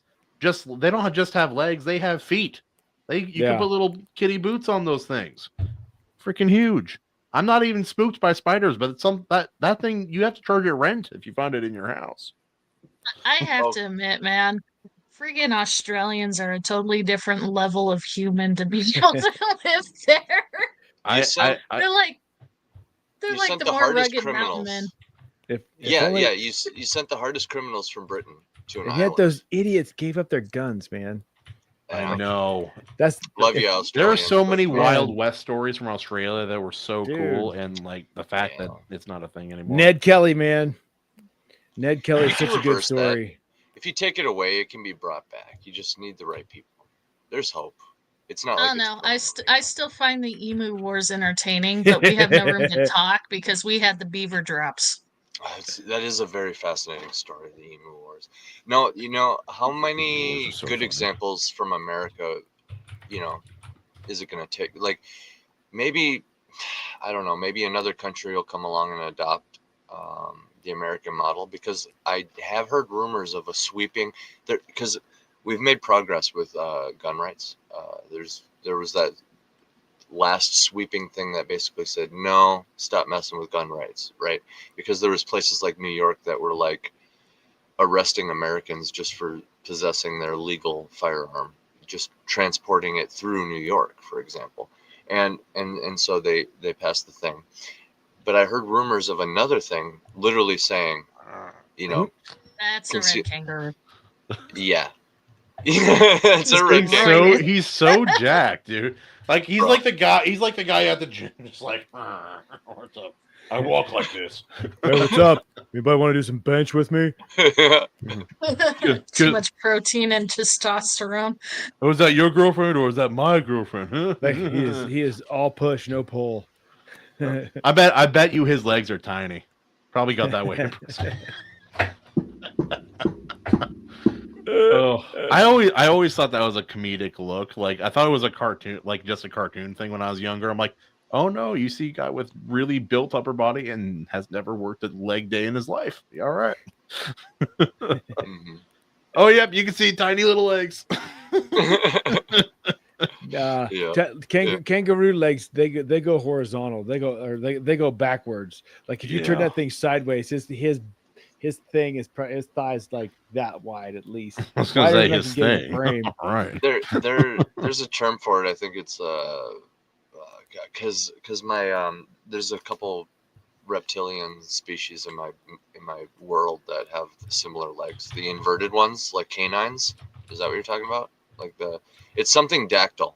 It has dactyl in it because it's cool. No, I'm just saying like the muscle mass in a kangaroo's legs it doesn't go laterally. From, like you can't see it laterally from a kangaroo's legs, but it turns sideways and then you see it. It goes like front to back. Their hams are just enormous. Yeah, because it has to be to do all the hopping and like they cover ground the way they do. Just kangaroos just have like pounds and pounds of cake. Pounds of cake, yeah, dude. That's not a rat. This is a rat. I love that we're just dunking on Australia, and Campbell's like, "Yeah, dude, I want to live in Australia. I always wanted to. Not gonna lie, guys. I like guns and not. My sister talked about the flies there are unbelievable though. like locals will be talking to you. Locals will be talking to you. Flies will just be landing in their mouth while they're talking. They don't care. God. And it's just they're so used to it. Also, this is so funny. A former penal colony with a population of 6 million people with modern weapons versus 600,000 Walmart brand ostriches. You know what's sad? They technically lost. They didn't have any casualties on the human side, but they didn't. They lost that war. The fact that they lost the war and the whole idea of casualties for a losing side in a war is what makes this have endless meme potential. Could you just imagine? Oh, the videos people have made are the funniest on the planet, dude. It's so funny. Like listening to Friday Night Tights and how everybody just gives Shad so much shit over the EMUs, man. It's so funny. Shout outs to the Friday Night Tight gang and Shad and Nerderotic. Honestly, Nerderotic, dude. He reminds me of just like a really old version of me. It's a weird thing. It's a weird thing because he's even got like the bigger eyes, like the wall eyes. Yeah, from the glasses. It's a thing. Terrible eyesight. You know, born with it. You got to be born with it, boys. Makes you special. Baby, I was born this way. But seeing animation come in earlier reminded me of the. Did you guys check the Fry-angle meme that went crazy the last few days? What is it? The Fryrene? Is it Fryrene? Is that how it's pronounced? That elf show? Fryrene? Fryrene? I didn't even know what you were talking about. The Fryrene angle meme that was like super viral. What? Yeah, I did see that. Yeah, the last few days. There's a whole bunch. Basically, somebody dug out. Oh, what? I was gonna say I've not been online very much the last couple of days. Enlighten me. Give me some context here. Someone dug out like a buried Reddit post or something of somebody. Yes. yes. Somebody dug out like a Reddit post or something of somebody trying to draw that character from the show at a certain angle. Let's see if I can recreate it. It's an awkward angle. It's this angle. This angle, Jared. Yeah. They're trying to draw this angle, maybe even higher, and it just looks terrible, right? But it's just it is such an honest attempt, and the person is legitimately exasperated in the original post. They're like, how do you guys do this? I'm giving it my best over here, but I just can't do it. Shucks. And so like originally it initially went viral because people were roasting the fuck out of it. But then all the artists, all the like big influencer artists got wind of it, started retweeting it, and like it was like, hey, super famous. Yeah, they were like, hey, shut up. They're giving it a shot. This is actually a really hard angle. Go ahead and try. So then all the lower artists actually gave it a try, and they were like, holy crap, this sucks. This is like the hardest angle ever. And it went super viral. People were trying art for the first time.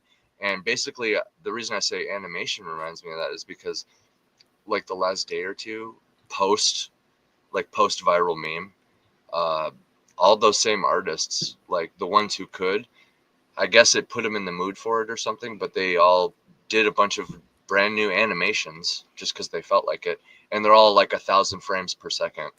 Just crazy animated action sequences and stuff, and I'm just like, yeah, these are all like posted today and stuff. Like, this is crazy. And it just gave me like a hope for the future, because it was like human beings, like kind of responding to AI in a way. Because it was like, we can figure it out. yeah, it was like at the same time as like that whole Superman holding the pencil out to you meme went viral too. Like, that's a whole thing. Like, people were like, hey, just give it a shot if you want to beat AI. You know what I mean? You can do it. Yeah. Okay, who brought the dog? Whoops. I had is this a song or something? I had an Australian girl. It sounds like a song. Tell me this doesn't sound like a song. I had an Australian girlfriend in South Beach, Miami for 2 nights 12 years ago. She was fun. That sounds like a song. That sounds like a song that came out in the 1980s before I was born. That probably had a banging sound. There you go. There you go, AO. That's it. Also, all of the Emure memes are the best on the internet. These are so funny. But man, I think maybe it's because I'm tired, but I'm happy calling it almost like somewhere around here. If you guys have another subject you want to talk about or something of that nature, I'm down. But yeah, let's start bringing it in for the night. Yeah, sounds good to me, man. You're tired. You're like, I don't know what he said. Probably. Yeah, sure. Yeah. Oh, my back. Maggie, it's awesome to have you on here, man. Thank you for coming on. I was vetting the video that Animation Overload sent. Sorry, he sent and yeah, I agree, Maji. Amazing having you on as always. You're always welcome here. No, thank you for sending me the link. I was just trolling. You got to be some sort of honorary. We got to make fun of us. We got to make fun of Australia as a whole, and mostly put on the shoulders of one man. Hey, Campbell. Campbell, let me tell you something though. Just to be in the matter of full disclosure, like one of my favorite movies of all time is set and filmed in Australia, and it shaped a ton of my childhood, and it also influenced my first major film, my first feature film. So the movie's The Man from Snowy River. It's filmed in Victoria, Australia, and the Victorian Alps is one of my bucket list destinations. So, we can give Australians shit, but I love Australia. And I seriously wasn't joking about actually wanting to live there. Ever since I was a kid, whenever I think anywhere on Earth, like seriously think about it, strip away the cities and stuff. Anywhere on Earth you'd want to live, for some reason I was always like drawn to Australia. So if it wasn't for like the modern crap going on with all that stuff, and honestly in my adulthood, knowing a lot more about like the bugs, like Kahuna was saying, and then that sort of thing. But like, I'd still be pursuing maybe living there one day. But I got my land in Minnesota now. I'm happy with that. But like, I love Australia. Always have. It has some really cool lore too. Like, come on, you guys started off as the criminals. It was a prison, like continent basically. It's like a pseudo continent. It's like an enormous. Australia is huge, guys. Oh no, it is. Yeah, also, private chat really is the joke that came to my mind, but I couldn't say out loud. So there's that. Yeah.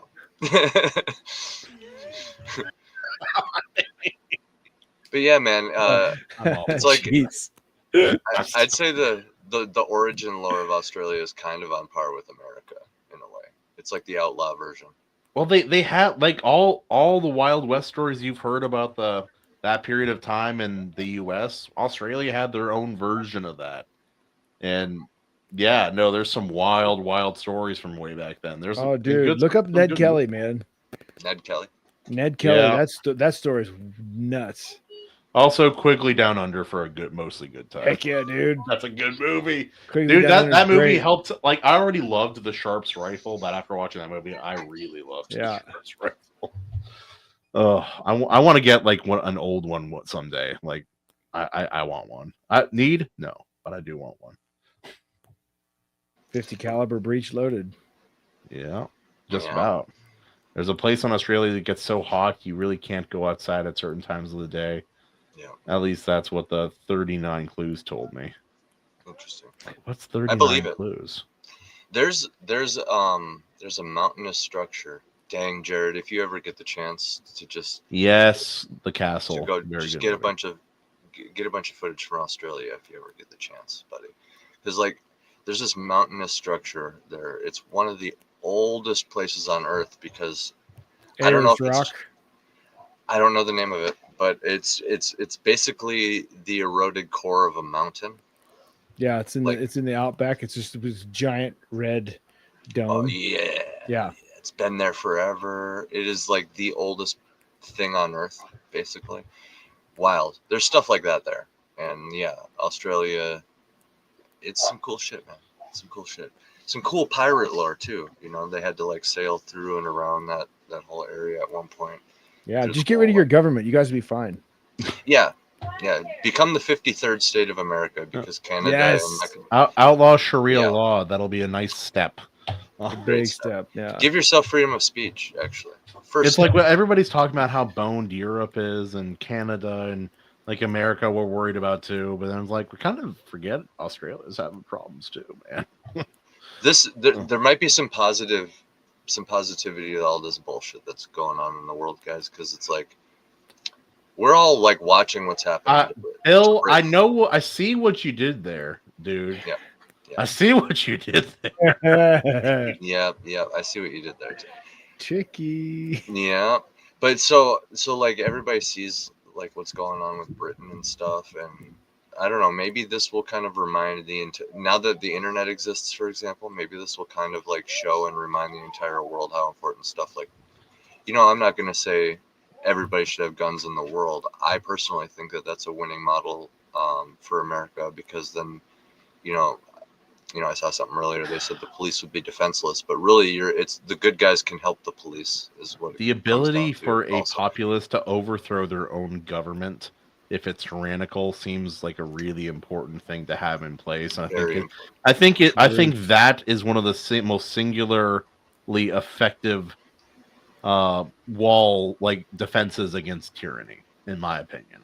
Yeah. Also, Maybe I do have that's one more. Conversation for another day. It is, but I do have one more Australian insult to give. So when my sister was there, she's talking to me about it. She's like, "Yeah, Christian, you know how like in movies, like people with Australian accents are really attractive." I'm like, "Yes, Hugh Jackman is very attractive. Go on." And she's like, "Well, in person, most people don't sound like that." I'm like, just tell me, just lay it flat for me. She's like, the guys sound gay and the women sound retarded. I'm like, holy smoke, because she was like major leftist like college mindset at the time, and that's still the way she said it. I'm like, holy crap, dude. Oh, bro, you're not wearing a shirt. Oh, he got you there. Oh, damn it. I'll never emotionally recover from this. Yeah. He does have a point, though. I have two now. I have 2 points. Yeah. Damn it, you got me. Countercooked. I actually work with somebody that's Hawaiian, and I told her, I'm like, that's funny. I need to know, is this a Hawaiian thing? Because like he could totally forget he's not wearing a shirt, and it feels natural and normal. And she's like, yes, it's Hawaiian. If you go to the native side of the island, because she is an actual native, she's like, yeah, if you go to the native side of the island, you'll be lucky to see women wearing shirts. There you go. You know, yeah. It's always fun learning about different groups of people, different cultures. I was looking through my grandma's old like picture books from when she traveled across the Pacific, and she was in Tahiti, and I'm like, so the women there, she's like, very free women. I'm like, yes, they are. I'm looking at all the pictures. I'm like, why did you have pictures of naked women in your travel log, Grandma? All right. Yeah. Oh, my grandma's wild, dude. It's so funny. Animation overload. And this is Hawaii, you say? You said this is Hawaii. Right? The native side of Hawaii, and if you're not from there, the odds of you getting back there are pretty slim to none. Oh, there's a really funny scene in Chief of War They're like, because Katyana comes back and he has traveled across the world on a ship for about maybe 2 years. He came back with guns. He's trying to convince Kamehameha to use them to win commit to the war and such. But he's wearing pants, and all his brothers and cousins, his woman, are like, "Oh, so why are you wearing pants?" It's like he explains, like, the white man and people in the outside that they like to cover their genitals with pants at all times. And then his older brother's like, "But how will the women know who has a bigger shark or not?" I'm like, Jesus. And they started laughing, but I'm like, this is such a real conversation happened at some point. And it's so true. Oh, it was a good time. All right, guys. yeah, Final plugs, final words before we fade away. Well, I'll go first here. I like I mentioned the full-length album earlier. I'm going to be working on that. One of the things I finished up today was a guest spot I got offered. Funny enough, it's a kid I went to high school with. I think I was a senior when he was in 7th grade, so he was just like a little kid compared to me at the time. And this guy grew up and like started a band, and he like got there, you know what I mean? And he sent me a track. It's a pretty solid track, good chorus.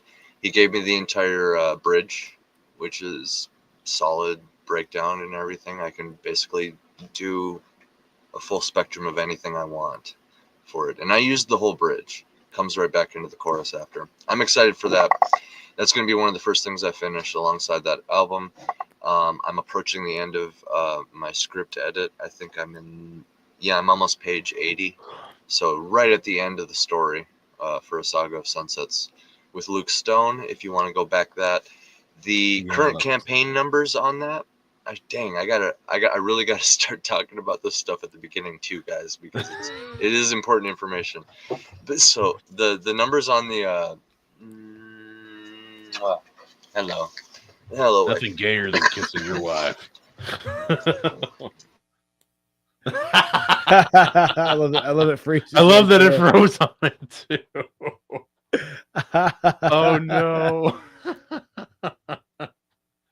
Oh, I love that it froze on that. I think that is Mrs. Pritchard's way of saying we should probably end the show.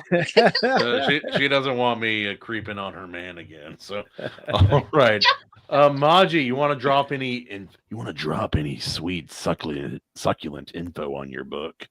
Just kidding. Love you guys. See you, Katie. Am I back? We're here. You are back. It Okay. froze on your wife flipping us all off, and I'm so happy that it did. All right. Whoops. Okay, so funny, dude. so yeah. Anyway, yeah. So I finished that song. Oh, my script. I'm like, okay, yeah. The numbers on the website for Fund My Comic. We're actually over 50% funded now at this point. Oh, awesome! Yes. That's sick, So dude. I'm so excited.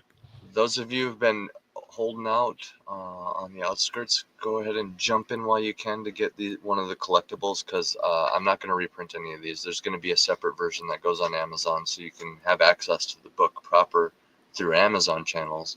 But as far as special, actual traditional comics and stuff like this, with like the tarot cards and the t-shirt and the posters and signed, all this collector stuff that's on the campaign, that's only the campaign, specifically for people who helped me make this a reality. So go get that collector stuff so that I can meet up with Luke Stone and have him sign it, and then send it to you. Or if you're close enough, I'll just drop it off. I don't care. Also, guys, if you, it's only at the highest tier that you get a little bit of AC's hair sent with the book. That's only top shelf customer. But like 2 years from now, you could have one of those Neo robots just clone me with that. So, and then have a real like slave that looks like me. I like how that's immediately what you imagine. It's just DNA. the dystopian. We have his hair. We can make 1,000 ACs. Yes. Yeah. What, dude? When cloning becomes mainstream, that's gonna be weird.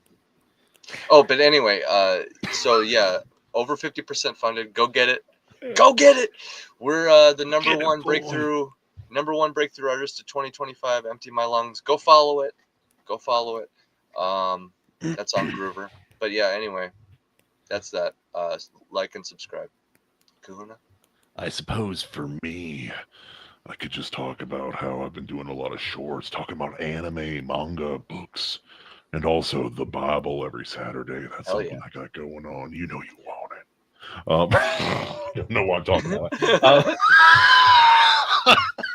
Also Andrew Campbell and Bill McHuiston both have things that they are publishing on Subby Wubby Stack, and you should absolutely go read it. I've sampled both of their work, and dude, like, trad publishing is just like effing giant Spider-Man now. I don't know what it means.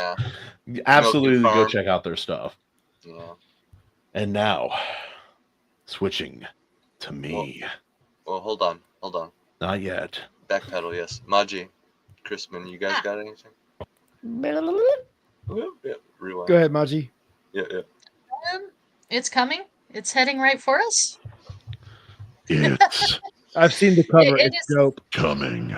Well, You've seen the cover? might be changing Yes. a little, but jealous. yeah. The original cover I had was really, really cool looking, but Daniel said it made the book too grimdark for what I wrote, so I kind of had to change it a little. It's Pish we're posh, still- Daniel. keep Pish that posh. image, but yes, I do agree. But I still own that picture, so I'm still gonna keep it. But but we're kind of changing it up. It's not finalized yet. So it matches the story better. But we finished naming all the chapters and everything. So now I get the hard part of trying to write a bio about myself, and it's failing epically. So I wrote a very bad partial bio for her, so just so she knows, anything she writes will be better than what I wrote. You know, you can also just go on Amazon and cruise a few authors and just see what they wrote. I mean, the problem is I'm not interesting enough to actually write a bio, but Daniel says it'll be good for me, so he wants me to do it. whoa, Daniel's always don't making know- you do things that are good for you. Not For those interesting who enough. don't know, Hold on. Daniel P. Riley is an amazing editor, and he wouldn't have you do it unless he thought it was important. Truth. He's editing 2 out of 3 books from your current hosts on screen right now. It would be 3 out of 3 if I had the money sooner. To be honest, I would like to put it through a Daniel edit at some point. Just Your wife is a good editor, though. Not gonna lie. I know. She needs You know what you could do is have Daniel read the final product and just see what he says about it, and go from there.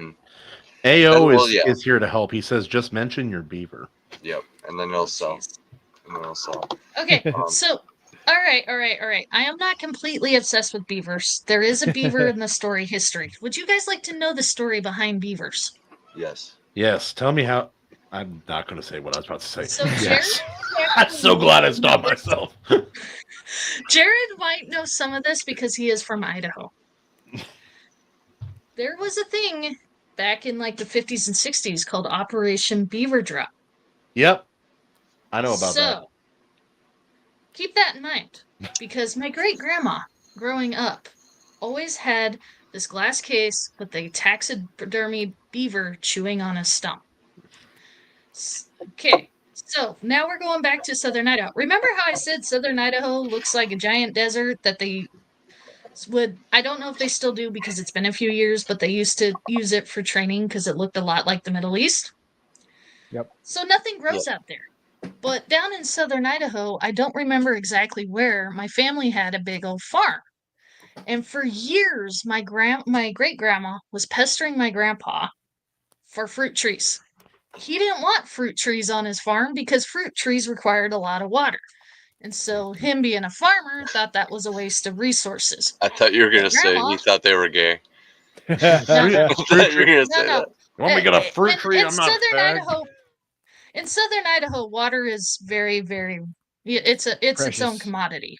Yeah, it really It's is. like I mean, Dune. shoot, there's. Oh, that's awesome. Go on. I love But it. Anyway, so after years of fighting back and forth, Grandpa finally agreed to get her fruit trees. Not even a week later, the beaver swam up the canal out of nowhere and chewed them all down overnight. My grandma, the next morning, saw that her precious fruit trees were gone, and she went and pulled out the shotgun. Yeah. John Wick grandma. John Wick grandma. Needless to say, that beaver was forever encased, gnawing on the stump that he stole from her. Whoa, bro, this is a comic. Awesome. This is an awesome one-shot awesome. comic. Grandma with a shotgun. No. But yes, that beaver has actually been the cause of many fights in the family on who actually inherits the beaver. Her great grandma. What a great ending. I love it. The comic would be called like Beaver Hunter Grandma or something like that. Yeah, I don't know if Grandma shot the beaver or if it was one of her. I don't know who shot the actual beaver. All I know is Grandma got the gun. Beaver Slayer, and then the cover is just like Grandma. So like you have that title with that image. We cannot have it called Beaver Slayer. Beaver Slayer with Grandma and a shotgun. And it's like Homestead Grandma. It's Oregon Trail Grandma. You know what I mean? Beaver Slayer, Grandma with a shotgun. But yeah, for years she didn't know about Operation Beaver Drop. All she knows is the friggin' beaver came out of nowhere, swam miles up the canals, and decided to take down her only fruit trees. The coveted fruit trees that they had been fighting for years. Oh, that's too good. And then Grandma launched a cleansing. I love when plans just immediately don't work out sometimes. There's something comedic about it. It's like in Hawaii, they had a rat problem because they brought them over on the ships because they're not native. And they're like, hey, what if mongoose eat rats? So we'll just bring a bunch of mongooses and release them into the wild. They'll kill the rats and then we're good. Yeah. You know the problem with that plan? They're bigger rats. Opposite sleep cycles. They never meet. Yeah, I heard about that. So now you just have mongoose and rats. Yeah. Oh, Christ almighty. Anyway. Well, what about you, Jared? Just right now, my focus until New Year's is just the film, finishing doing all the filming for the trailer. We're going to shoot again Friday and Sunday this coming week, and that will be I think the biggest chunk of it done. Andrew wins, shooter of the damned with beavers. That's good. That's really That's good. Well I would done. watch the beaver version of Watcher of the Damned all day. I would. You know, it's funny. I think Snow would write something like that too. Anyway, I'm getting distracted. Some of those old homesteader stories, you can't replace those. And now you guys know it. I want a singular clap from all of you. There were a lot of jokes. I didn't say a single one that came into my brain. I withheld every single one of them. Anyway. Now. No, just everybody just like please like stay tuned for when we just keep on the lookout for when we go live with the crowdfunding, because we're going to need everybody's help to help promote that and push that out there. And we don't have a huge goal that we need, but if we can hit it, man, it's going to make things. Well, to be honest with you, if we don't hit it, this film can't happen. So we have to hit it, and so we're going to need everybody's help. So we'll do a special episode here. No, good. A couple of them. Yep. I'm still looking through some of the footage I took during the night shoot to see if my phone's been messing up audio recently. I think it's my case, but even without audio, I think I could still put something together. So we'll see. Yeah. Should be fun. Yeah, and do me a favor, like send me what, because you were getting like some pictures and videos with Sham and stuff. Like send me that just for behind the scenes stuff, because Kim. So we hid our behind the scenes director in in one of the crime scene tech suits on the shoot. So she's out there shooting with her camera, like getting footage the whole day. So like we're gonna have some really good it's idea. her part, which is really smart. That's a really clever just idea. Nailed it. That is a good idea. Dang. All right, ladies and gentlemen, thank you for joining us here aboard the Iron Seas. For more monster romance in your literature, so come here next week on 6:30. You son of a!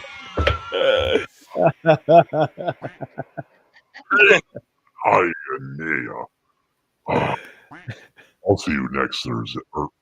Thursday. I'm all messed up now. Next Thursday. Thank you for joining us. Woo!